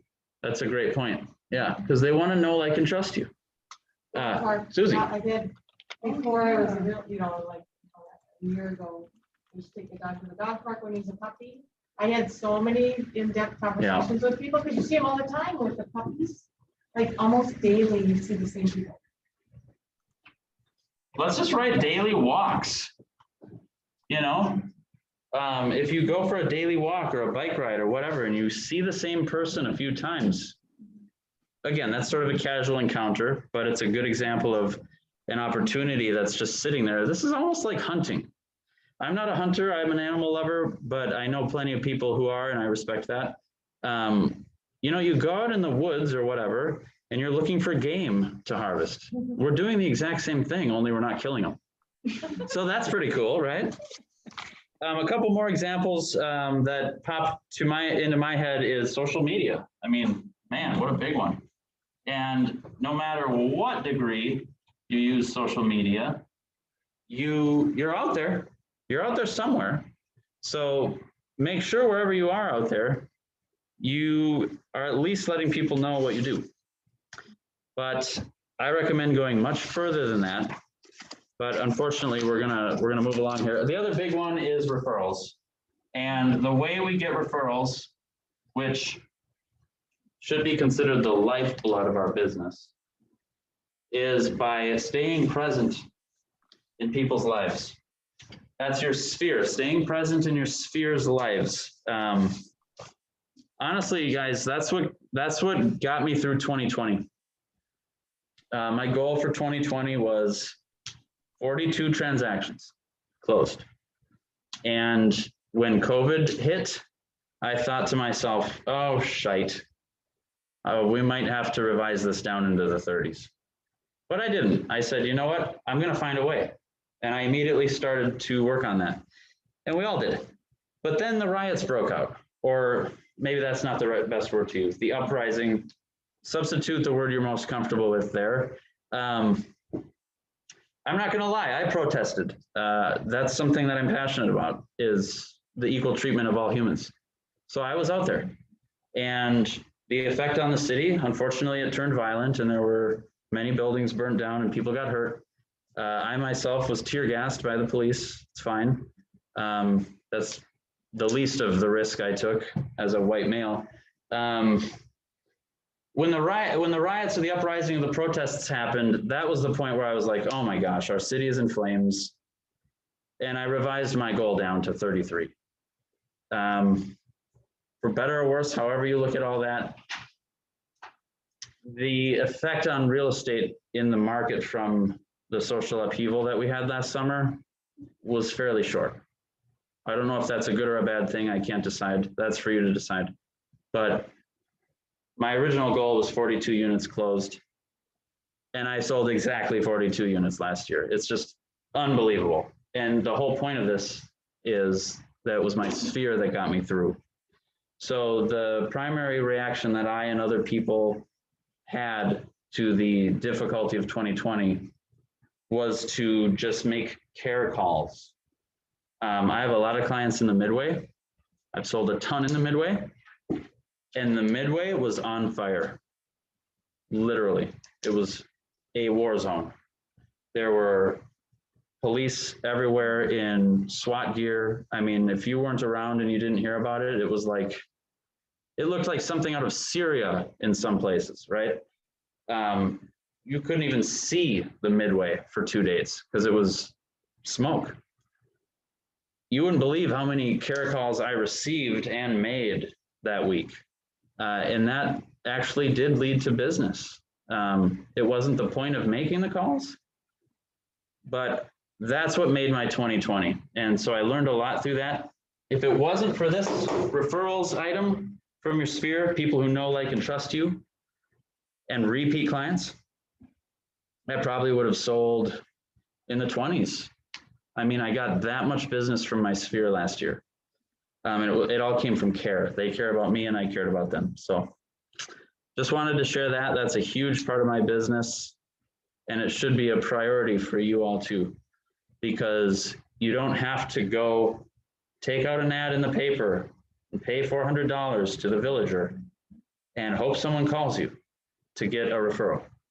You don't have to go set up 6 open house signs and put that all over the internet and set up an open house and sit there and wait for people to come in to get a referral. It is literally the lowest cost, lowest effort source of business in the world.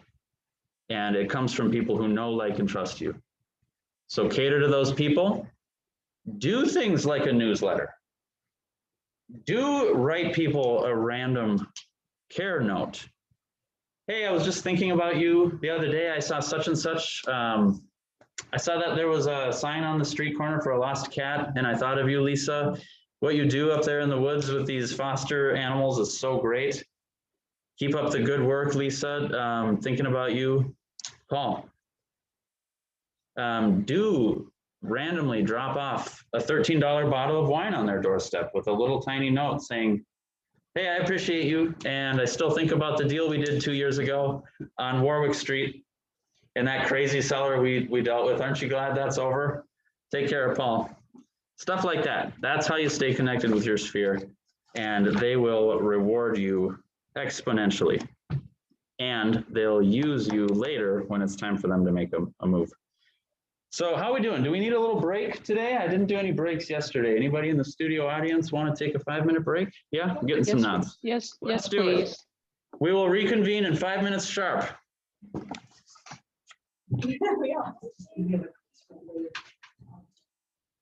I know, you don't have to. Use the men's room, it's okay.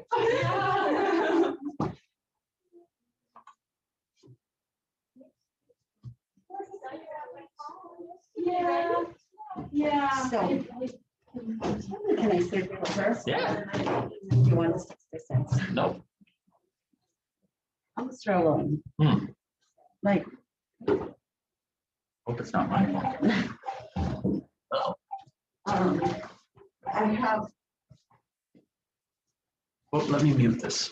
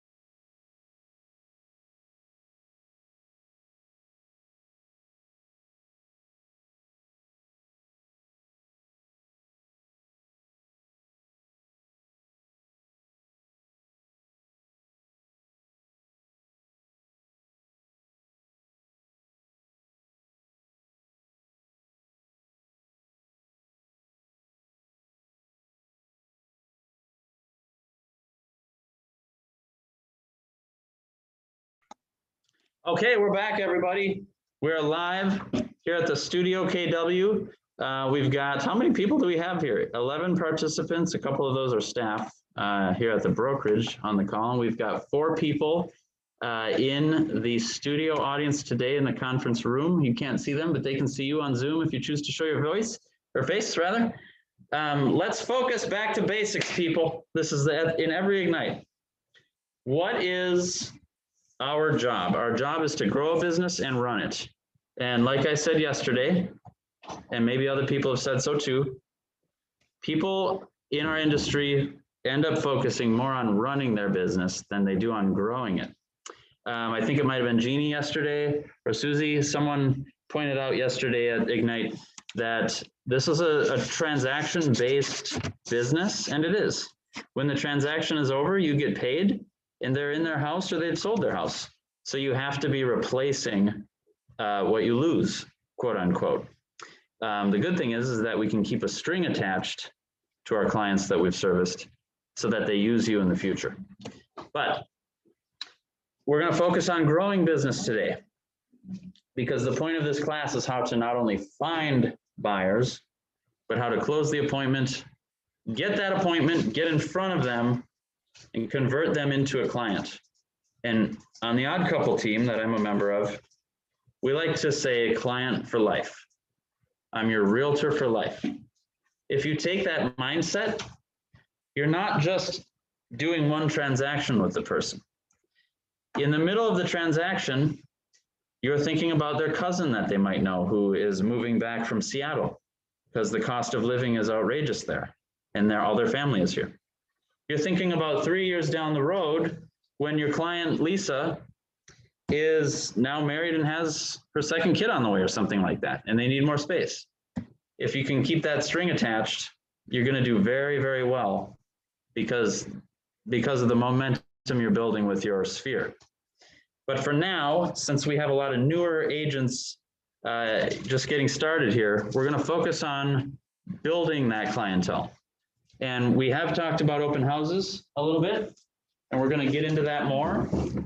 We've got some experienced agents in the class today that I'm going to be calling on. Martha, I'm talking to you to kind of see what your secret is of converting buyers at open houses.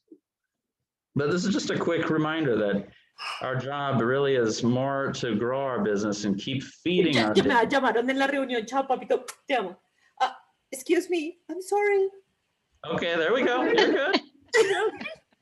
I was on the phone. What did you say, Paul? I heard my name. Oh, yeah. No, never mind. You'll see.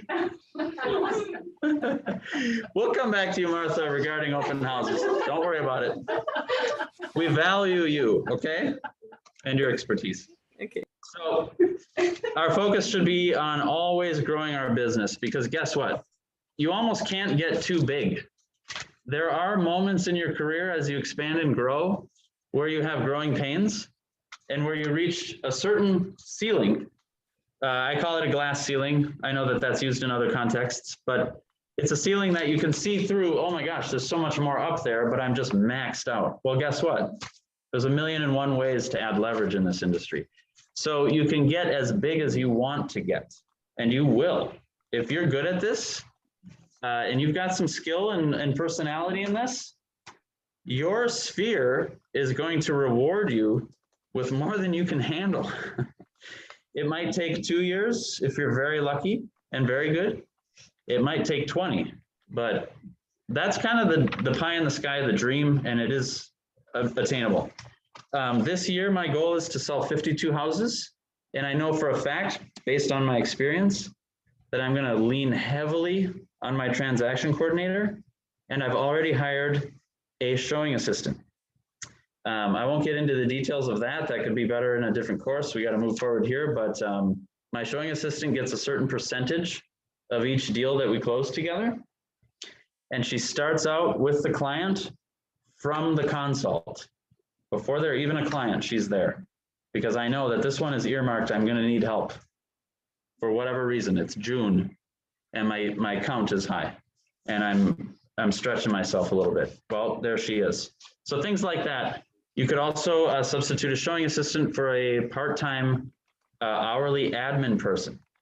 The math is very clear as you reach a certain level that paying someone 20 bucks an hour to do some of the stuff you don't like to do, like paperwork or whatever behind the scenes, or helping you market and prospect, flyering neighborhoods for you, serving as a gopher, you know, putting on lock boxes, sign writers, etc., that pays dividends.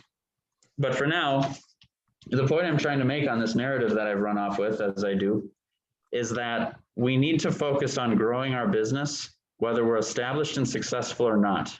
Because, once again, our business is like an assembly line where it comes to us in a certain form. We're working with it as we go down the line, and then it leaves us in a different form.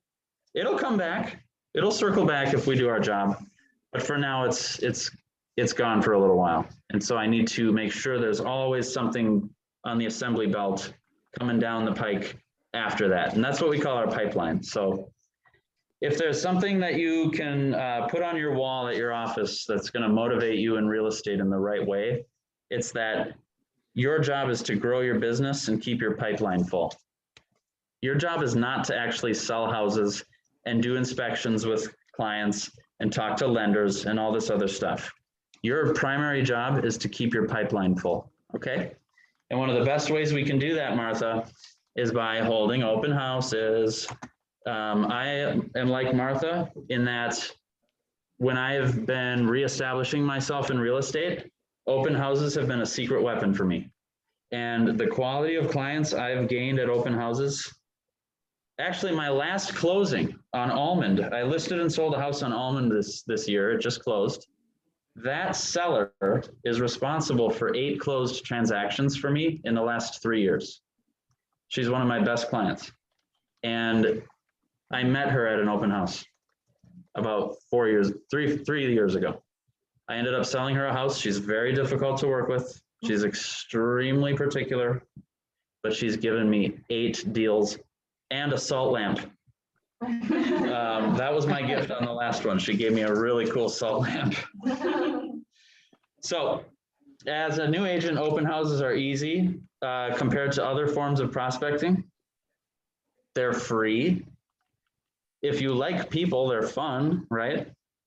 If you like being in houses of all different shapes, sizes, and varieties, it's fun to get in there and do an open and host it. You get to kind of pretend it's yours for an hour or two, right? And you get to learn along the way. Oh, this house has a gravity furnace. There's a giant octopus in the basement. What the hell is that? Well, guess what you're going to be doing when at this open house when it's not busy? You're going to be Googling and learning about an octopus furnace, right? So the value of open houses in terms of how free they are, how fun they can be, and the most important part, the quality of people coming into them, it just can't be overstated. So I said this yesterday, I think, or maybe it was at the open I was with over the weekend with Elizabeth. I'm not doing an open house for the seller. Let's take a second and let that sink in a little bit for anyone who doesn't get what I'm saying. I am not doing an open house for my seller if it's my listing. I'm not doing an open house for the purpose or the gain or the benefit of the seller if it's not my listing. I am there to get buyers. Now, it's just a very fortunate circumstance that the open house also is something that 9 out of 10 sellers will be very happy about. Will I sell that listing at that open house on opening weekend? In this market, probably not. In fact, the data says that there's a 1% chance in a normal market. That number has probably gone down. Have I done it? Yes. I have had a person come into an open house, and by the end of it, we had a signed purchase agreement at the seller's dining room table. It's pretty cool, but it's rare. If you do this for long enough and you make it a priority to hold open houses, that will happen to you. And man, is it exciting. Not only did I get a buyer, but I probably sold the house for the seller. How cool do I look? Mr. and Mrs. Seller, you hired me to sell your house. I got it done, you know, you're a superstar. And if the offer you wrote with that open house visitor doesn't work out, you've got them under contract to find them a different house, right? And that's really where the bulk of the value comes from for people coming into opens that you convert. So It's a business opportunity to meet new leads. And there is going to be 1,000,001 different people who come into your opens. There's going to be neighbors who are just spying. You know, they can only see into the house from a certain bathroom window, and they're wondering what the hell that thing on the shelf is. And oh my God, there's an open house. Oh, it turns out it's a little Buddha statue. Now I know. It's been bothering me for 4 years. You know, is that a high quality buyer lead? No. But eventually that person's going to sell and buy something else. And guess what? You've got an opportunity to convert them and get that business. Now, that's not an A prospect coming into an open house, but it is a prospect. Open houses for me, I am looking for A buyers because they do come in.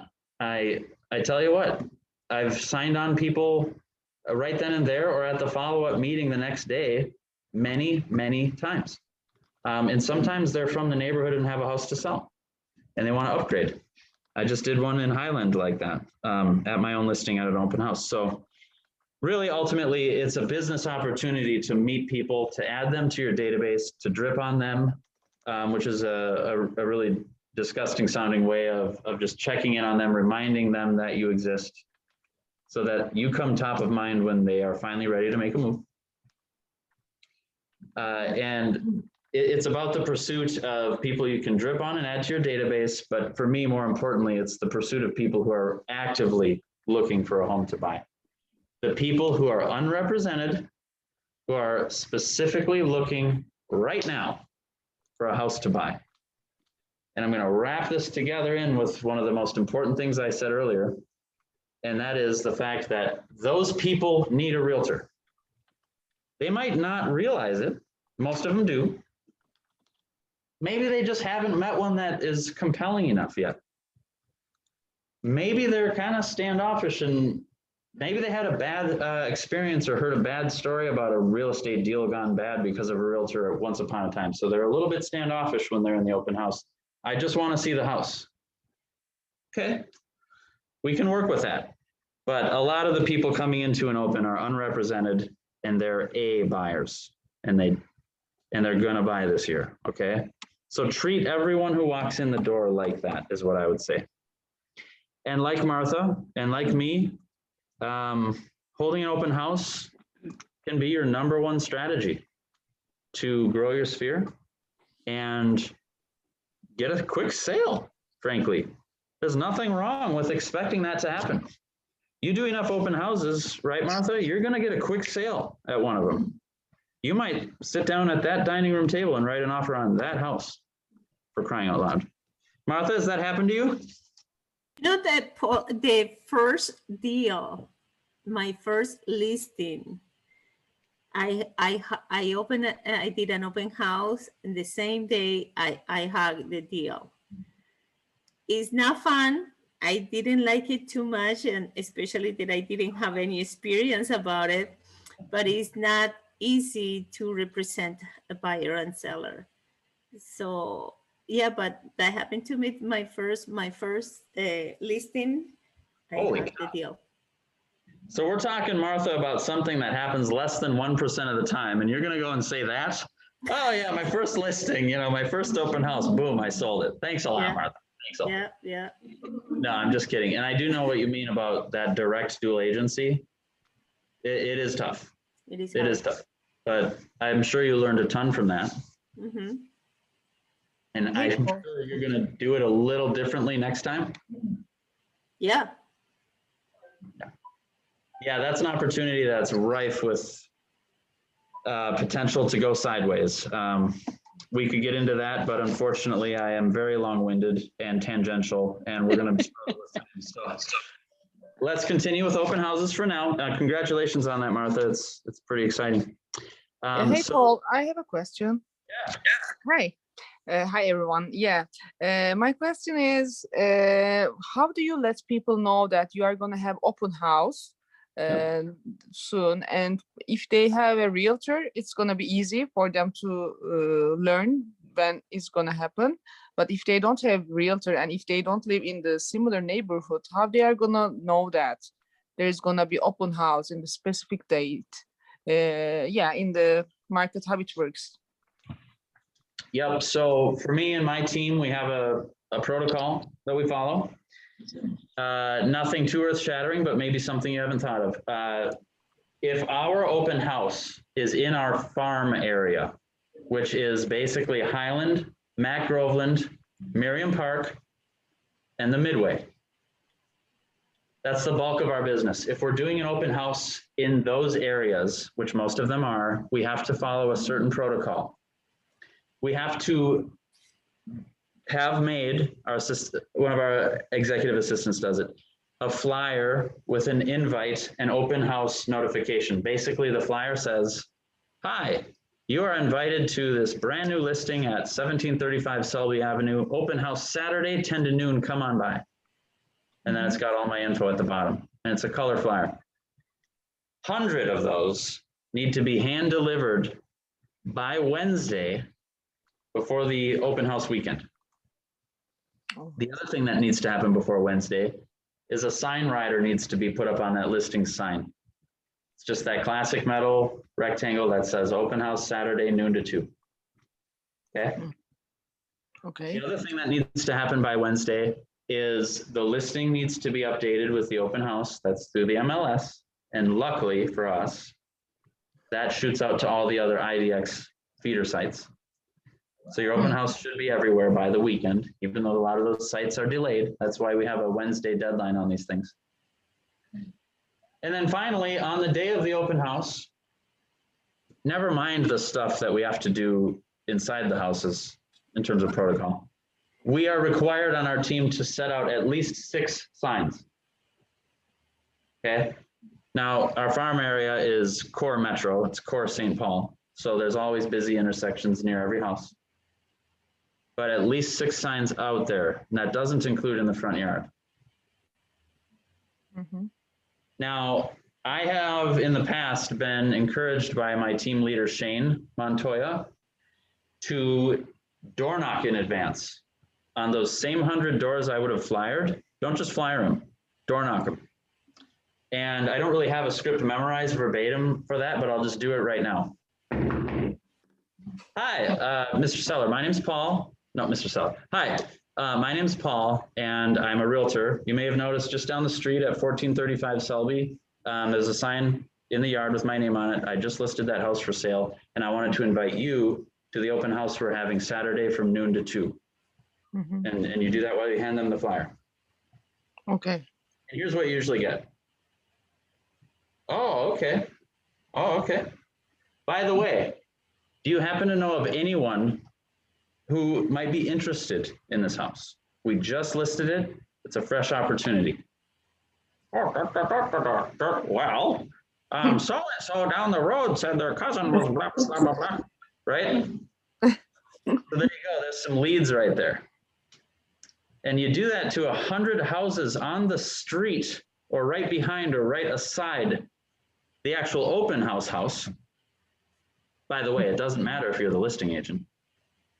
Knock, knock. Hi there, Mr. Neighbor. My teammate, Susie, just listed 1735 Selby. Did you see the sign that just went in? Yeah, we just listed up for sale. I'm holding an open house there on Saturday from noon to 2, and I wanted to personally invite you. Oh, cool. Thanks for the invite. Yeah, sure. Hey, while I'm here, would you happen to know anyone in the neighborhood who would know anyone who'd be interested in this brand new listing? No, not really, but if I think of anyone, I'll call you. Okay, yeah, by the way, my number's right there. Feel free to text me too. Send them to my open house. I'll be there. It's a great house. Okay, thanks. Have a good day. Next. A lot of people won't answer the door, and I'll leave the flyer like I was going to anyway.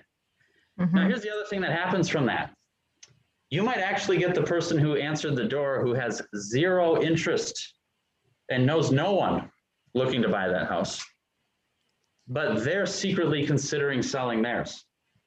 And one of the main reasons they're going to come to your open house is to see how it stacks up and test the value, right? That's why the Zillow's estimate is so popular and so intoxicating to people. And it's brilliant. Everyone always wants to know what their house is worth. Well, in the yay oldie days, I'm 36, I remember, there used to be absolutely no valuation tool that was automated in any way, shape, or form. You really needed a realtor or an appraisal to determine your value. So that person that you handed the flyer to after you door knocked them, and by the way, how easy was that?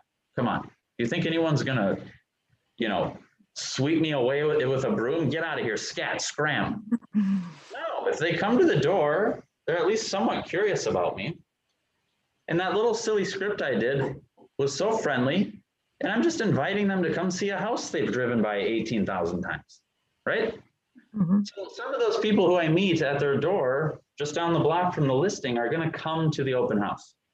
And that's my opportunity, because I know that they're either just curious about the seller and how they live and decorate their house, you know, or they're curious about their value. They're curious about what a realtor does at an open house, because they might be selling in the next few years, having their own open house.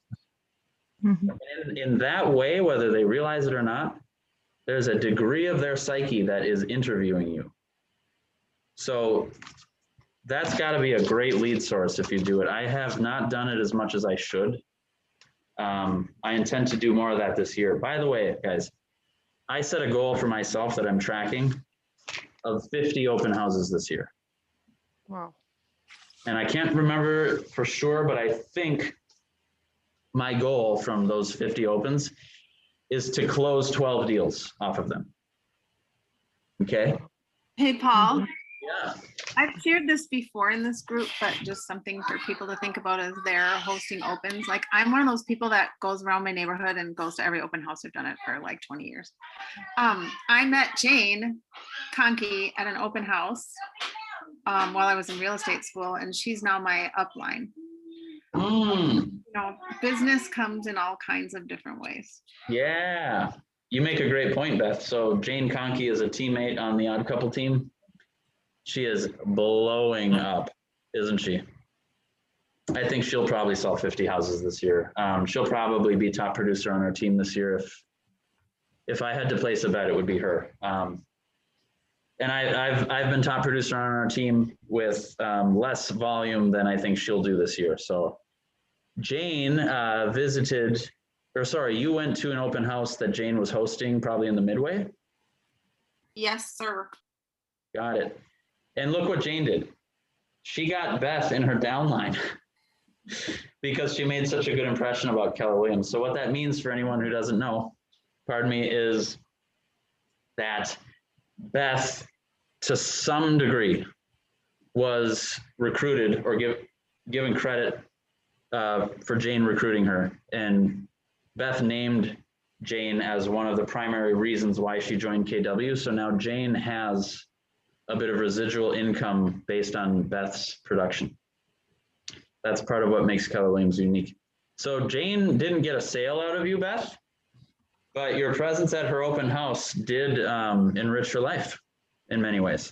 Right. Great point. Thank you. Yeah, the possibilities are limitless. I tell you what, in real estate, you get to wear so many hats and meet so many people. Who knows how you'll help people? It might not have anything to do with the house.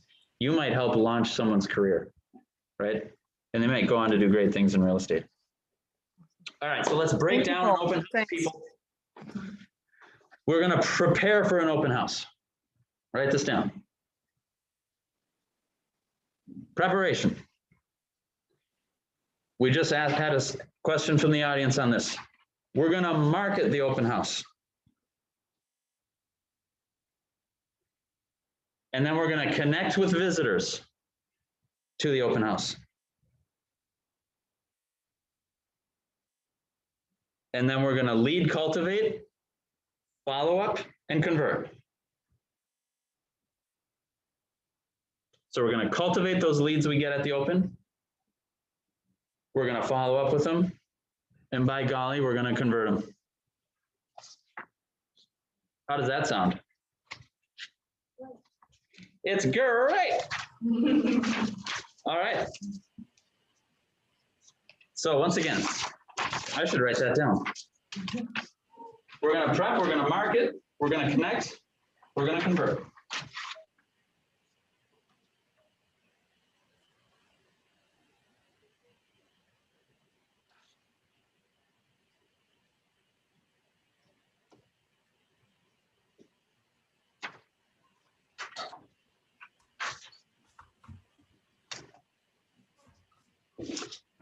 All right, so part of our prep is going to take the form of something that might surprise some of us. You know, we're not just preparing a specific event, we're preparing ourselves for the event. What do you think people coming into an open house are looking for? Let's throw some answers out there. Speak up. Why do I go to an open house? To see the house, because I'm looking for a house, so to see Yep. what is out there. You're looking at what's out there, you're looking at that specific house. That's exactly right. Elizabeth in the studio audience said the exact same thing. Those are the two things I was looking for. So Martha gets an A+, Elizabeth gets an A+. Who's my mom? Oh, it was Susan, sorry, it was her mom. They sound alike. Do we? When you, I'm gonna leave that right there, okay? Okay. Not only are people coming into your open house to see that house, they're also seeing that house in the context of the neighborhood. So, okay, so I'm looking for a house. I'm a first-time home buyer. I know that I've identified Como, the Midway, and parts of Summit University as prime examples of places where I'm going to find the right house for me in the right price range. Now, when I start open housing unrepresented, I don't have an agent. I'm trying to teach myself what sells for what in these neighborhoods. The reason I'm bringing this up and the reason I'm offering this for you is that if you aren't ready at that open house to be their guide in that and to add value to that, you probably aren't going to be hired by them. You, whether you're the area expert or not, you need to come prepared with local information. Now, that's a very general statement. Let's say also it's even harder when you're doing an open house in an area you've never lived and never sold in. For me, that would like be Edina. I've never sold a house in Edina. It's amazing. I've sold all around it. If I know I'm doing an open house in Edina for some reason, you better believe I'm doing a market study on that sucker before I go to the open. Now, when I hold an open, sorry, I'll give you a second on that. We'll break that down a little further. Time is it?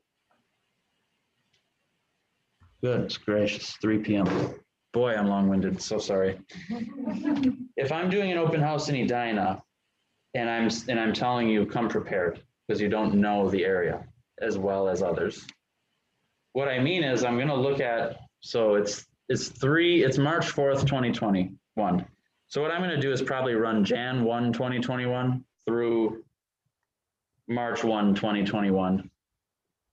And I'm going to do a market analysis and I'm going to tailor it towards that house because the people coming into my open at that house are interested in that category of house. So let's say I'm holding open a 600K, 3-bed, 2-bath, story and a half in Edina.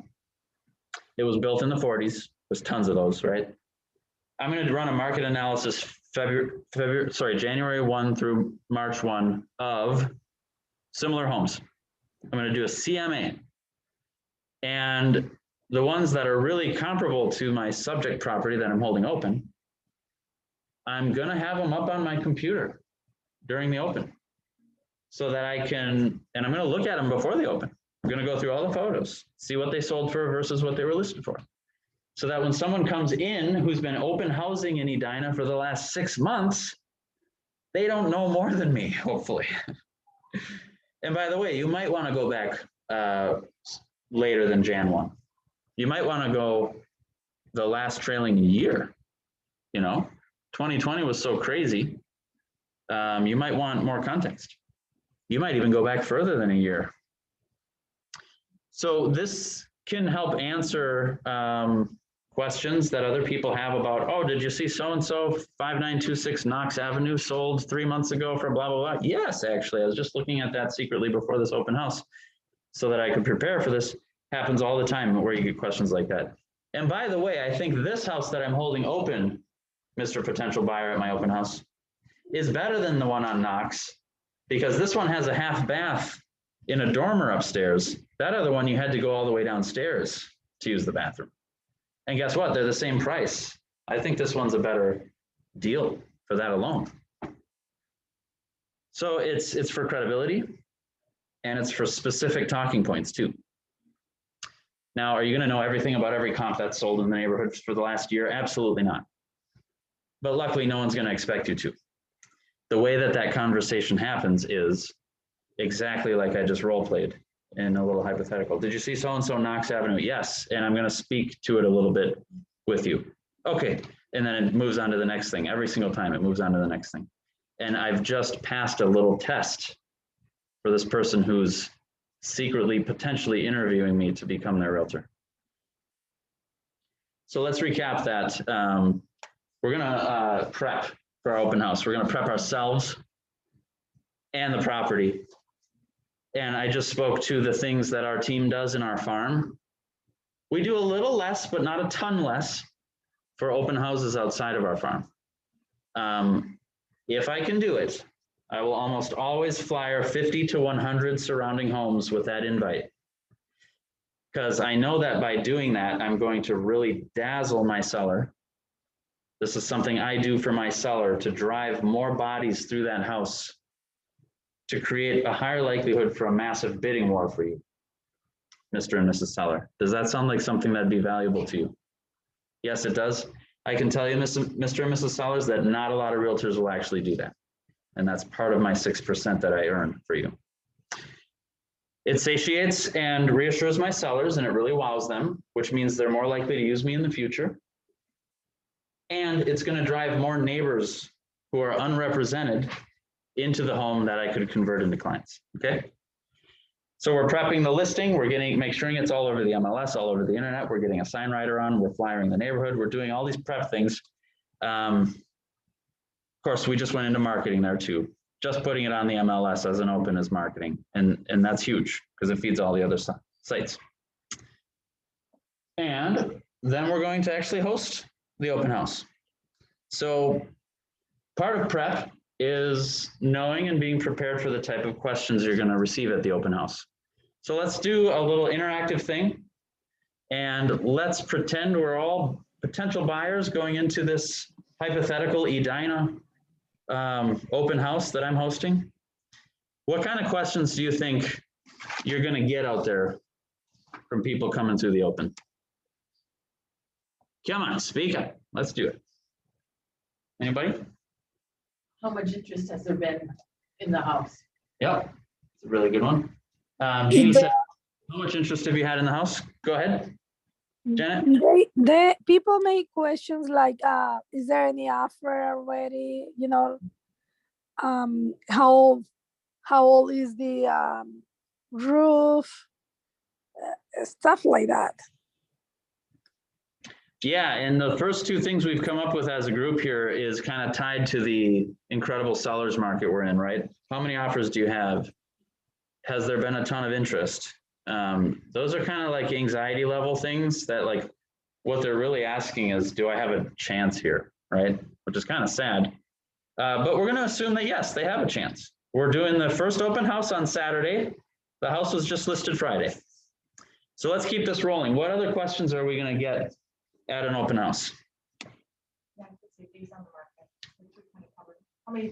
Yeah, that's a good one. How many days has this property been listed? Let's say I don't know, and a lot of people won't know. How are you going to answer that? And what does it mean? What does your answer mean? So it's never just, hello, realtor, how many days on market is this property? Hello, client, potential client, it is 3 days. No. It's, yeah, great question, Dave. It's been on the market only 3 days. We don't have any offers, and we're looking to sell this thing. We've had a lot of interest, and I'd love for you to go through and really see if you have any interest in us. Or, yeah, Dave, it's been on the market. You might have seen it before for 32 days now. And what we encountered was a lot of feedback in the first couple of weeks about how the basement wasn't very warm, welcoming, or inviting. And so I actually tasked my sellers here with painting the foundation walls, which you'll really enjoy when you go down there. Really freshened up the space. And we just did that last week. And so far we've had really great feedback on it. Be sure to tell me what you think. Something like that. I just pulled that out of my hat. It's never just a one-word answer. And honestly, I didn't do a very good job there because I should have presented both things as a value to the buyer more than I did. I did subtly though. It was too subtle. So Dave, along with the 32 days on market, you know, I think a lot of buyers out there have unfairly passed this house up. And we did do the price reduction that you may have seen 2 weeks ago, down to $599.9 from $620. And I'll tell you what, the comps tell me, which I have here, that this place is getting to be a pretty good deal.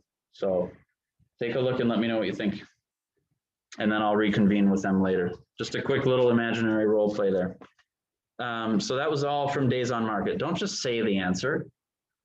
Be focused on converting your answer into something that provides benefit for the person looking, or a motivating factor.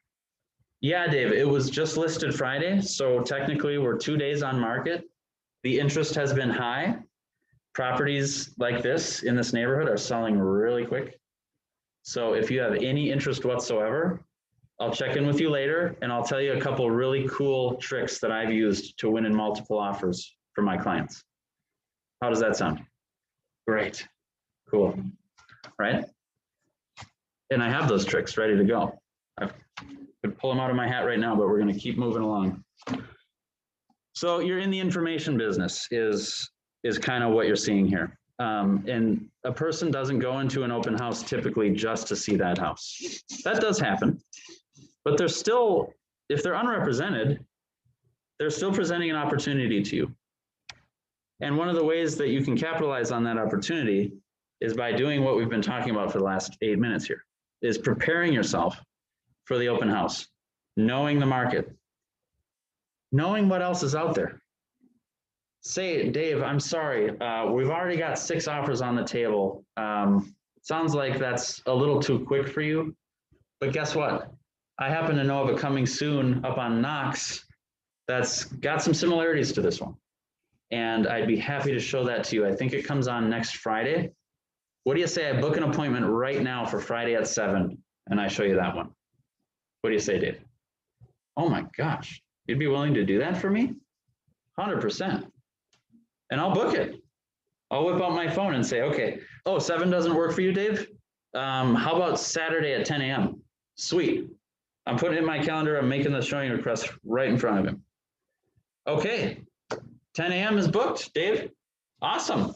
You want to bring your wife and kids too? Feel free. I'll see you then. And by the way, do you like coffee? Because I'm going to get some on the way. I'll get you something. Amazing. Amazing. And then off he goes. And we're locked in. We have rapport. He's expecting at least a warm cup of coffee and to see a house out of it. I'm expecting secretly to convert him to a client, and we're off to the races on that.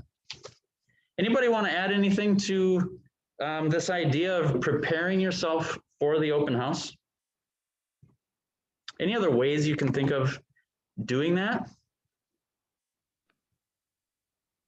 Oh, one thing that I think is important. I don't do much open houses, but when I started, people always say, then I have to be careful with what I can say, what I cannot say, and to follow the regulation for open houses. I don't know, you have something, then you can tell us about that? Basically about what I should and should not say.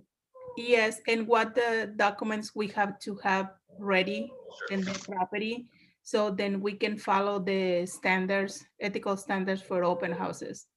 Yes, that's a very, very, very good thing you bring up.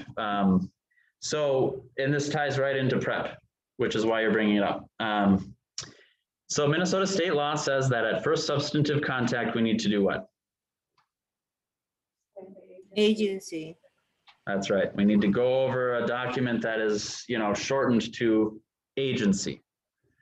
The full name is Agency Relationships and Real Estate Transactions in Minnesota, blah, blah, blah, blah, blah. And there's state statutes about that, and you can get shopped by the Department of Commerce. It's very rare, but you at least have to have that sucker out, printed out and visible, okay? Now, what exactly constitutes a violation of this is probably subject to some degree of debate. But if you're really connecting with someone at an open house, they're unrepresented, and you're trying to convert them into a client, I'll tell you, just for me, the last thing I want to do is stick a document in their face and say, sign here. I think, EJ, maybe you could add to this conversation, but I think that having that out and visible when they walk in next to the flyers and such is enough on that thing. Do we have any feedback from the field on that? I agree with you. I mean, it's hard for the buyers to sign the buyer representation, and I never seen anybody who signed anything in an open house. Martha makes a great point. I don't go into an open house as a consumer looking to sign anything, for crying out loud, unless I'm ready and willing to buy that house right there, which is extraordinarily low likelihood. Yeah. Don't you dare put something for me to sign in my face unless you know I'm ready to sign it, right? That'll kill a potential deal quicker than anything. So, and luckily, I think that there is leeway with the state and the Department of Commerce on this. However, I will say this, at any consultation. So, okay, back up one step.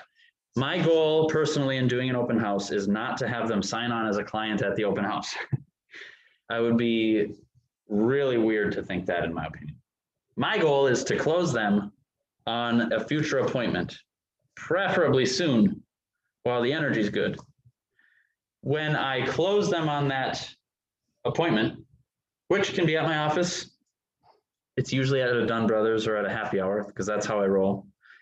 I very quickly do get to that form, agency relationships in real estate. And it's so easy to do, you guys.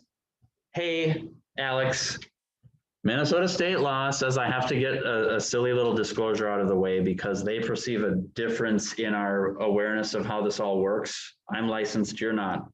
So they make me produce this form for you. It's called Agency Relationships in Real Estate. And when you're ready to talk more about that, let's do so. I'm just going to set it here for now. And it's just a disclosure that we'll go over at some point pretty quick here. You know, I do produce that pretty quickly. And the other point in producing that pretty quickly is I am there to sign him on as a client. Alex is someone I met at an open house. I connected with. He told me about how frustrating his search has been. I told him, oh my gosh, you're not the only one. You really need a strong agent that's going to help you. He agreed. He agreed to meet me at Dunn Brothers 2 days later. I'm signing that guy on, okay? He might throw some objections at me. He might actually want to interview some other realtors. He might just be a little skittish. He might be new to all this and he's very overwhelmed. I'm going to get him. And so you better believe I've got all the documents there. They're going to be sitting on the table with his name on them already, filled out, ready for signatures the entire time we're there. They're just going to be sitting there and they're ready for me when I need them. And they're going to be on his mind because we mean business. Now, did I always have that attitude? No. This was a big cognitive override for me as well. Like we were talking earlier about getting off the phone or the trepidation in calling someone you know and asking for business. It's hard. It's really hard. But once again, this guy is a fish in the sea. Someone's going to get him in their net. I don't want it to be a crappy agent. I met this guy at an open, this Alex, this guy I've made up in my head, and I actually like him. And I love helping people like him. And he needs my help because it's tough out there. And most of the realtors out there repping buyers don't have the tools that I do. So I know for a fact that Alex is going to gain significant benefit from working with me. So you better believe I'm going to have the documents there ready to sign. Cool. Okay. So Gijay, did I, what else can you, I mean, obviously we are at the open house and the house is for sale. It's pretty clear that I wouldn't want to say anything that could compromise the seller in any way, right? Is that right? Well, it happens. Hopefully Gijay had this in her mind as well. Yep. No, that's fine. That's fine. I got it. I just, you know, it is just because some people ask And for the new agents, that's important to know. Because hopefully, knock on wood, then nobody can cut in for any supervising. But I think that's important for us to know what we can do and what we cannot. And then it is depending on the experience, right? Like Marta said, that's right. Nobody's gonna sign anything. And either me, I don't feel comfortable, but just for the legal respect, that was my question. That's it. Thank you. Yeah, and there's all sorts of stuff that comes with the sort of ethics of holding a house open too. We're not going to leave someone who gives us a weird vibe alone up in the bedroom for 20 minutes without checking on them, are we? That'd be weird, right? What if they're stealing stuff, right? There's no way we can prevent that 100% all the time, but we're going to do our due diligence to protect the property we're holding open, right? And we're also going to honor the contractual terms and fiduciary responsibilities that we or our coworker who has the listing has with the seller. So if it's my listing, I'm obviously not going to be speaking about my seller's motivations, needs, financial position, whatever, their motivation and the secrets of why they're selling. Similarly, I would never speak to or imply anything along those lines if I was holding someone else's listing open. You know, I've picked up an open house for one of my teammate agents because I want to do an open and meet new buyer clients, right? Well, just because I'm not repping the seller, you know, my teammate Corbin is, not me. Well, okay, now I can go after the seller and compromise them in any way? No shot. Some people feel like they're heroic for doing that. Like, oh, you know, Mr. Buyer who's interested in this house, I happen to know a little bit more than average about this seller because that my teammate has the listing. Red flag, lawsuit, license lost, publicly flogged, tar and feathered, none of that, right, Gijay? Keep in mind, keep in mind that any listing signed on under our brokerage, it's kind of the same if you have it or I have it. Because when they sign that listing contract, they're not actually signing with me, they're signing with KWIR. So we have to honor those things. It's the right thing to do, and it's the rules. Well, I feel like we've spent enough time on prep, unless there's anything anybody else wants to add, especially the more experienced agents, on how to prepare for an open house. I mean, obviously we're going to have flyers there, information sheets, ideally a check-in. Have that printed and ready to go. They're all over the internet. They're all over our KW Connect resources. You really do want to have a sign-in sheet at your open house. You really do. And the secret, if you're not aware of this, is that most people don't have a problem signing it. COVID has given us an extremely easy out on that. If we feel weird about asking people to sign in, blame it on COVID. Blame it on anything. The seller wants us to track everyone who's come through today. Even if COVID didn't exist, the seller wants to know who came through today.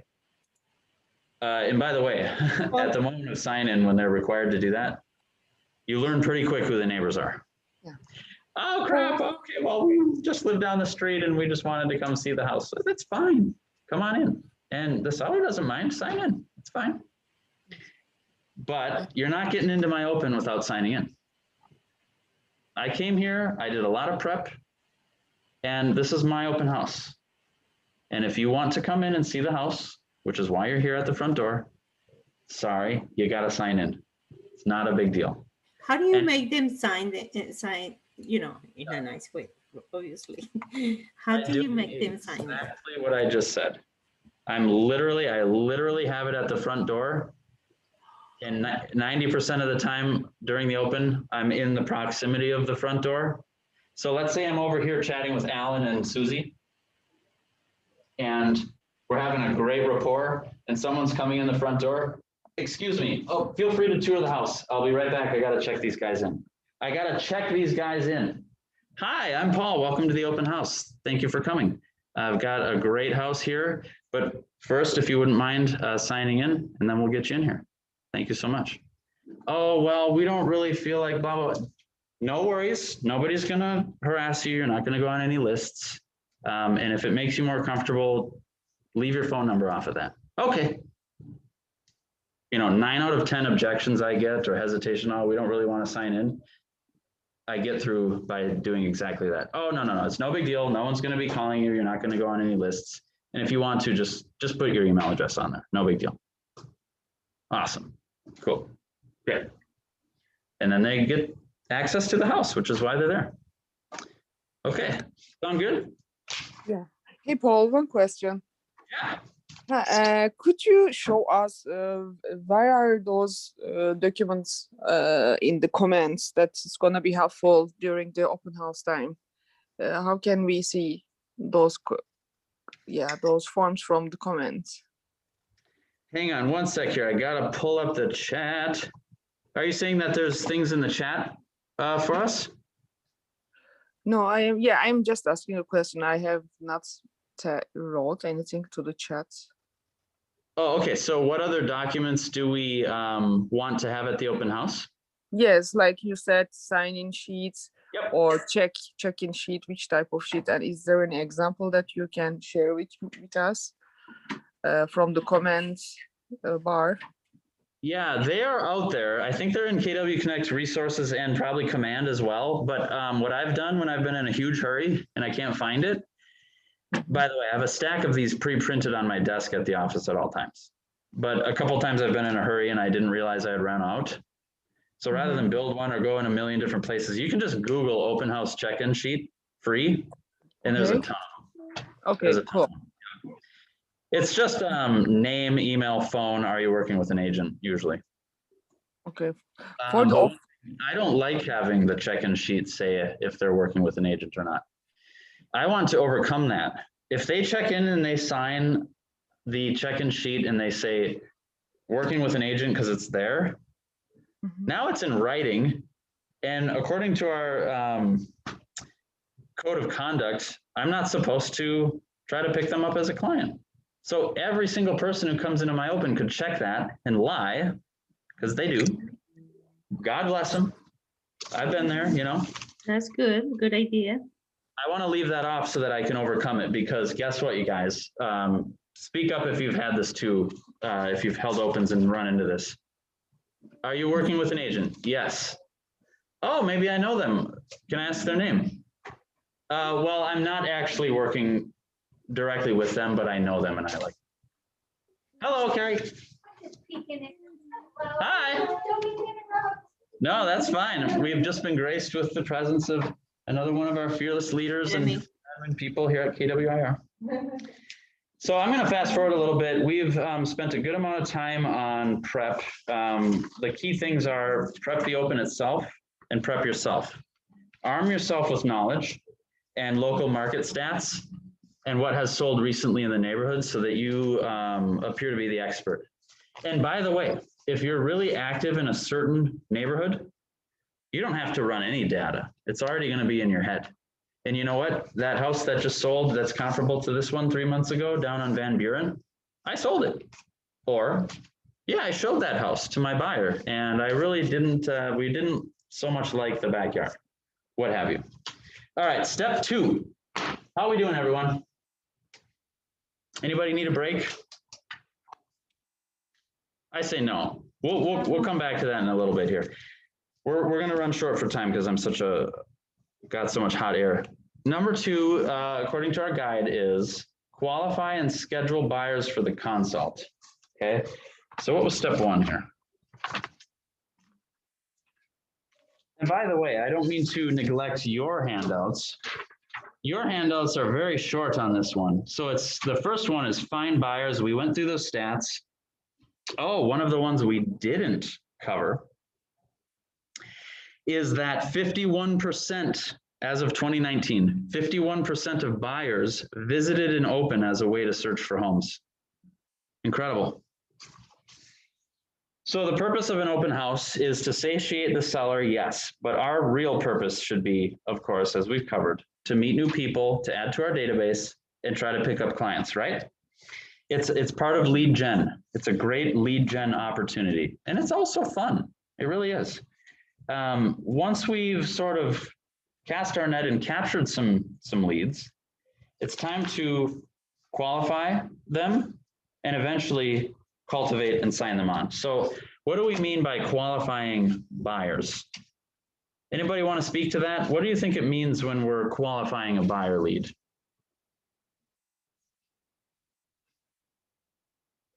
This is really general, but seeing how, determining how serious or how interested they are. Mhm. And then specifically, have you been, I don't know, if you, are they pre-qualified? Yep. How serious they are they pre-qualified? Yeah. And then honestly, I know you just said that about not having it on the check sheet, if they are working with an agent or not, but, We do want to ask that. yeah, Yes. are you under contract Yes. with an agent? So, That's a great point you just did there. You got ahead of the objection by wording it in the way that you did. Are you under contract with another realtor? Well, that one's a little bit easy to also lie and say yes, but it is more specific and it's harder to lie to that question than, are you working with a realtor? Or do you have a realtor? That's even worse. Are you working with a realtor is different than do you have a realtor? Never say, do you have a realtor? Everyone has a realtor. Yeah, I know the guy down 3 houses down from me is a realtor, I think. So yeah, I know a realtor. Yeah, I'm working with him, right? No, you're not working with him. You're completely unrepresented and you're just too scared to say it. But little do you know, I'm a good realtor and I want your business. And by the time you leave here, hopefully I've planted a seed in you to want to work with me or at least hear more about what I can do.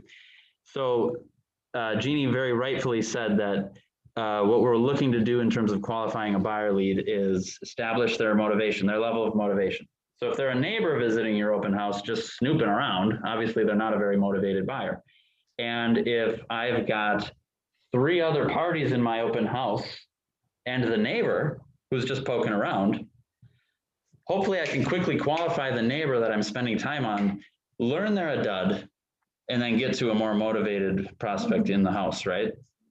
That's the value of qualifying. Are you pre-approved? Jeannie said. That's a big one because if I'm a serious buyer, I am pre-approved. I'm not screwing around, right? So that question can also really speak to their motivation too. So I just gave you an example of at an open house, why it's important to qualify a buyer lead. Why else do we all think it could also be important to qualify a buyer lead?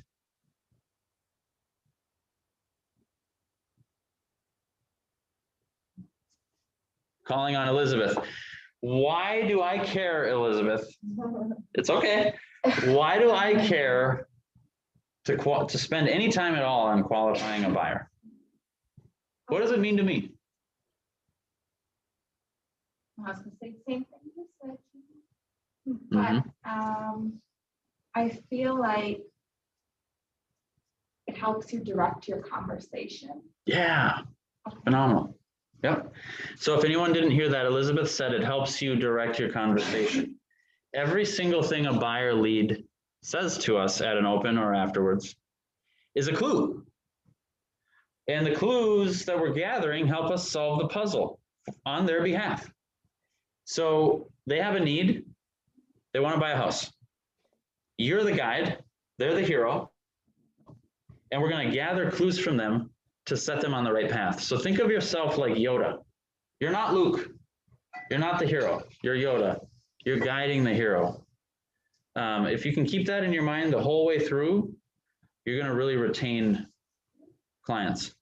And part of the way that Yoda helped Luke in Star Wars, if anyone doesn't know what I'm referring to, is by seeing where Luke was weak. And Luke was weak in very many places, right? That's where Yoda added value, and they trained together, and he built Luke up into a superhero Jedi. Well, how is a buyer weak? A buyer is weak by, and they can drop clues like Elizabeth said, they might not be aware of how crazy this market is. They might not even be aware that we're no longer in the place where you write a good offer and you get the house. So that's one way of many that we can add value to them. Another big reason that I already touched on is to avoid wasting your time. You know, that's, especially as you get busy, that is so huge. And you can suss it out pretty quick. Sometimes it takes a couple weeks where they're just not doing the homework that you give them. like getting pre-qualified. You know, I've given you a lender who I've worked with many times. He's called you, he's emailed you. You're not doing anything with it. Are you serious about buying real estate? What's the holdup? You know? And there are many people like this out there that are going to sap our time and suck our blood.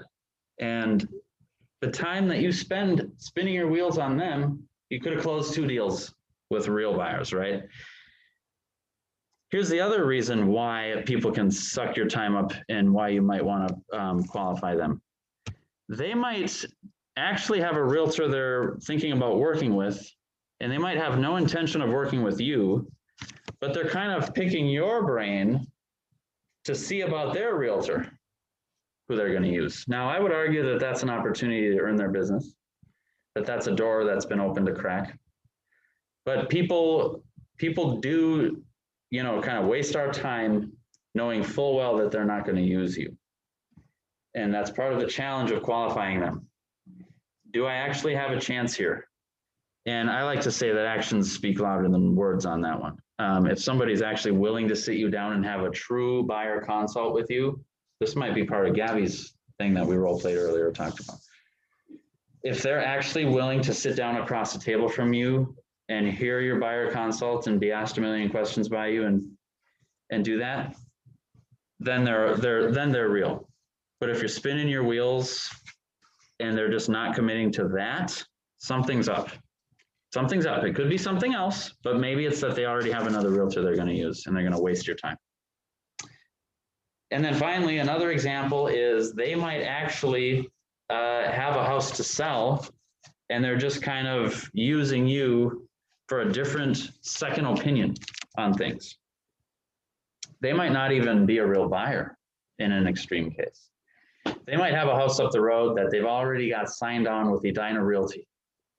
And they're just, you know, the wife loves the Edina agent and the husband isn't totally sold.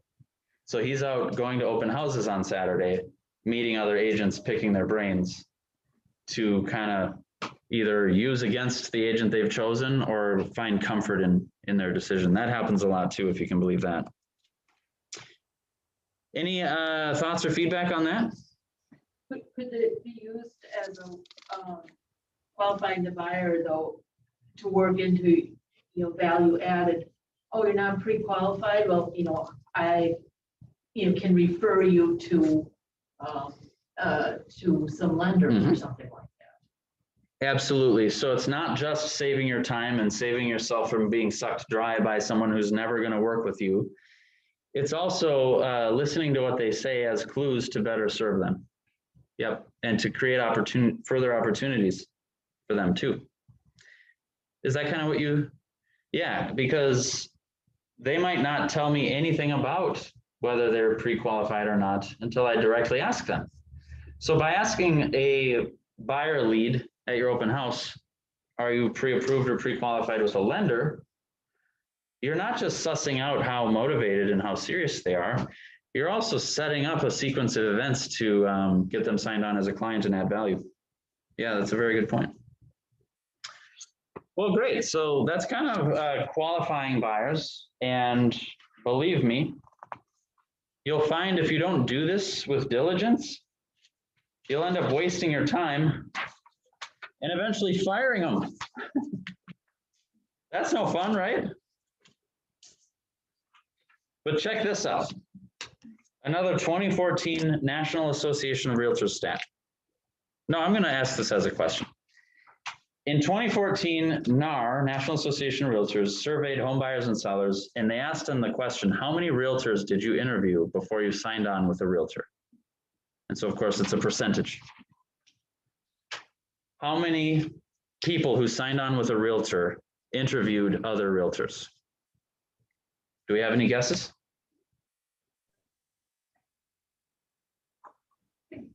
Fairly low percentage. Yeah, fairly low. So you think that most people who sign on with a realtor only interviewed one realtor? Yeah. I'm feeling I'm wrong, but that's what I think. That's what you think? You're right. You're right. So we now know that the majority of people did not interview more than one realtor? Any guesses as to an actual percent of how many who did? I was gonna say 30, Just one, 20. only interviewed one. Is this in your guide? Yeah. it was. Oh, Dang. No, Whether it's in your guide or not, you're absolutely right. So that's a Am I? phenomenal guess. Yeah, about 33% oh. only. I What does that didn't tell you? cheat. Yeah, nice work. If cheating was possible, you did not. How incredible is that? What I read on that, and what I hope you're reading, is that the opportunity to close a buyer from an open is high. Because if you establish rapport with them and they believe in your abilities, they're probably not interviewing another agent. So keep that in mind. Keep it in mind not to make you lazy or complacent or entitled. Oh, if I just get the appointment, I'm going to get them. No, we don't think like that. Keep in mind that our odds are high of earning their business if we can just get the appointment. Okay? And so that is the next step. We got to set the stage to be able to meet these people. We do want to pre-qualify them a bit. By the way, we should cover some questions on that we can ask on that, role play a little bit. And then we want to convert them. So let's go back to qualification just for a sec. What kind of questions can we ask to qualify a person who's come into our open house who's engaging with us?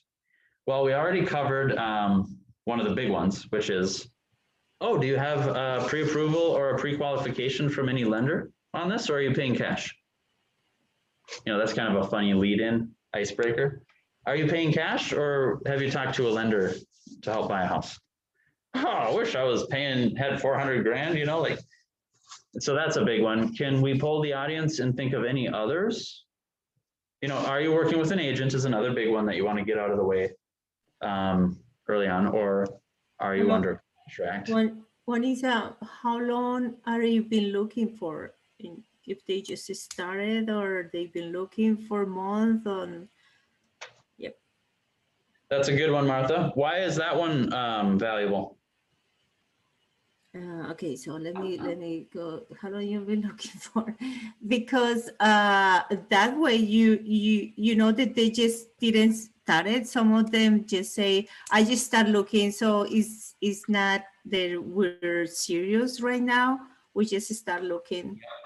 So that's right. If they've been looking for a loan, is because they haven't find anything, and then they will tell you we already put 3 offers like that. You already know that they're working with an agent.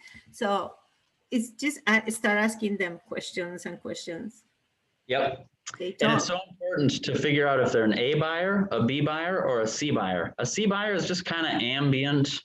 You know, if the right property was to rip my heart out of my chest, I'd buy it. A B buyer is a lot of them right now because a lot of people are discouraged. They're trying, but they're not really, their heart isn't super in it, but they are really trying. An A buyer is what we want to focus on the most. They're urgent, they're pre-qualified, they're ready to go, and they're willing to write offers. Now, that's not to say that B and C buyers don't have value. We drip on and we touch and we cultivate relationships with C's especially, but also B's. But B's are going to have us more present in their lives. That's just the way it is. They're looking at houses. They're just not as intense as A's. A's need to move, okay? Now, when you're in an open house, qualifying people, as has been touched on by a couple of our members in class today, if you get the sense that they're an A buyer, your odds of converting them to a client are astronomically improved, because if they're not represented and they're an A buyer, they need you and they need you now. And your job is to show why you deserve their business and then push for the close and get them signed on. A B buyer is going to be slightly harder to convert, but not much harder because they're serious too. And a C buyer is going to can be frustrating because they're not quite ready yet. You know, they're not all in yet. They're just kind of hanging out, waiting for the right thing. So we're getting short on time. I do that. I'm sorry. So I'm going to just kind of wing it from here. The purpose of an open house, once again, is to earn more business. The way we do that is by preparing for the open house and preparing ourselves. The people that come into the open house, since there's usually a lot of them nowadays too, we're going to spend time at the initial rapport building meeting qualifying them so that we can be informed on what their path forward looks like, and also to assess if they're an A, B, or C buyer. And our final and most important component in all of this, and really the purpose of the open house, is to set an appointment with them. If there is one thing you take away from this class, it's that at any given open house that you do, if human beings are coming through the door and you're not trying to close for an appointment, don't bother doing the open. Doing an open like a lot of agents do, just kind of sitting there and being helpful about the house and passing the time and giving them your card as they go, you're not going to get any business from that. You're not going to earn any business from that, I should say. Maybe 1 out of 100 people you just sort of casually give your card to will call you one day, but it's rare. The purpose of an open house is to close an appointment. So if you do an open house and you didn't walk out of it with a closed appointment or something approaching an appointment, like I've got your email, your phone, I've got you set up on an auto search, I've done it right there at the open house for you, and we might go see some properties and I might close you for the appointment later. That's pretty good too. I've gotten a lot of clients that way, where I've literally set them up on an auto search at the open house, got all their info. That's really good. If you leave your open and people have come through it, it's not a dead one like I did with Elizabeth last weekend where no one came through, and you don't have some momentum with someone or an appointment booked with them, it was a waste of your time. Not entirely, because you learn by doing it and someone might call you back. Odds are not high. So what I'm trying to say is not to shame anyone who's done that. I've done that. You know, I've had off days. I've had bad days. But I'm trying to create a mindset around an open house. You are there to close a buyer consult appointment. We're not going to have time to get into as much scripting as I would have liked or dealing with that buyer consult appointment, but I don't care because there's such a disparity in the market of agents on what an open house is and why they're there. There's so much confusion around that and unawareness that my primary goal today, I think, and I hope has been achieved already. The point of doing an open house is not to serve the seller, it's to create more business for you. And the way you do that is specifically closing a buyer appointment with people who come through the open house or getting close. That's it. Oh, are you going to give us that script that you have promised us? Yeah, it's funny you say it that way. What time is it? We've got 7 minutes. 4, Okay. yeah, almost So in 4. the last 2 Ignite classes, I've talked about a script that I wanted to run, and both times I've been a blowhard. Whatever, I haven't gotten to it and I've run out of time. It's funny you say that script you promised, because the script is called the promise script. And here it is. You can use this on a buyer or a seller, and it happens right after you sign them on as a client. Okay? Okay. By the way, you can YouTube this and watch videos of agents using it. It's phenomenal. Okay? I'm gonna role play with Susie. And I'm gonna jumble it because I haven't practiced it in a while, okay? Okay. Susie, thank you so much for allowing us to earn your business and for signing on as a client with the Odd Couple team. I am thrilled to do everything we've talked about that we're gonna do for you and get this house sold in the shortest amount of time with the least amount of hassle and stress for the highest amount of money, as we've talked about. You've honored us by signing on as a client. And do you have a couple extra minutes where I can ask you for a favor? Sure. Okay, before I leave, I wanted to ask you if we meet our obligations and promises that we've described today, we'll have done a great job. Is that right? Mm-hmm. And that's why you signed on as our client, right? Mm-hmm. Well, I would like for you to make a promise to me that if you're happy with our services and we're fulfilling our obligations, that you will give me the name of a coworker, family member, or friend who has questions about real estate.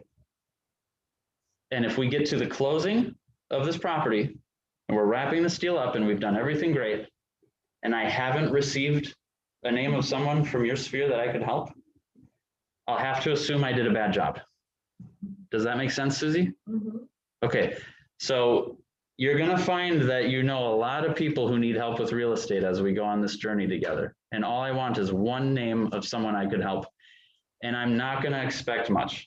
Really, all I'm gonna do is reach out to them and see how I can help them. And I find that this is an integral part of my business. I wanna help other people that you know, like I'm helping you. Does that sound good? Awesome. Thank you, Susie. Now that's the script. No one's gonna say no. And what you do is, Thank you, Paul. when you're pending, whether it's a listing or a buyer, now we've gone through the process and we're pending, and you haven't gotten a name from them, you're gonna very innocently bring it up. Oh, this is so awesome. We're under contract. We're locked in. We're just waiting for closing. Everything went great, Susie. Hey, do you remember that promise I had you make me? I'm not trying to, pressure you, but do you know anyone? Can you think of anyone that could also benefit from our services? And you've had time to think. I've had time to think Exactly. because you planted that seed. So I said, Exactly. yeah, I've been thinking about it and so and so. And other people who know you and are involved in your life know you're selling. And they're asking you questions about it. And they're saying, well, we're thinking about selling. So yeah, it's gone great with my realtor, Paul.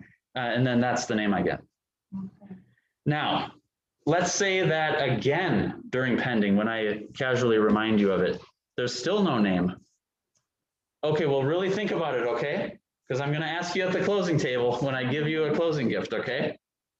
And 9 out of 10 of them are going to give you someone.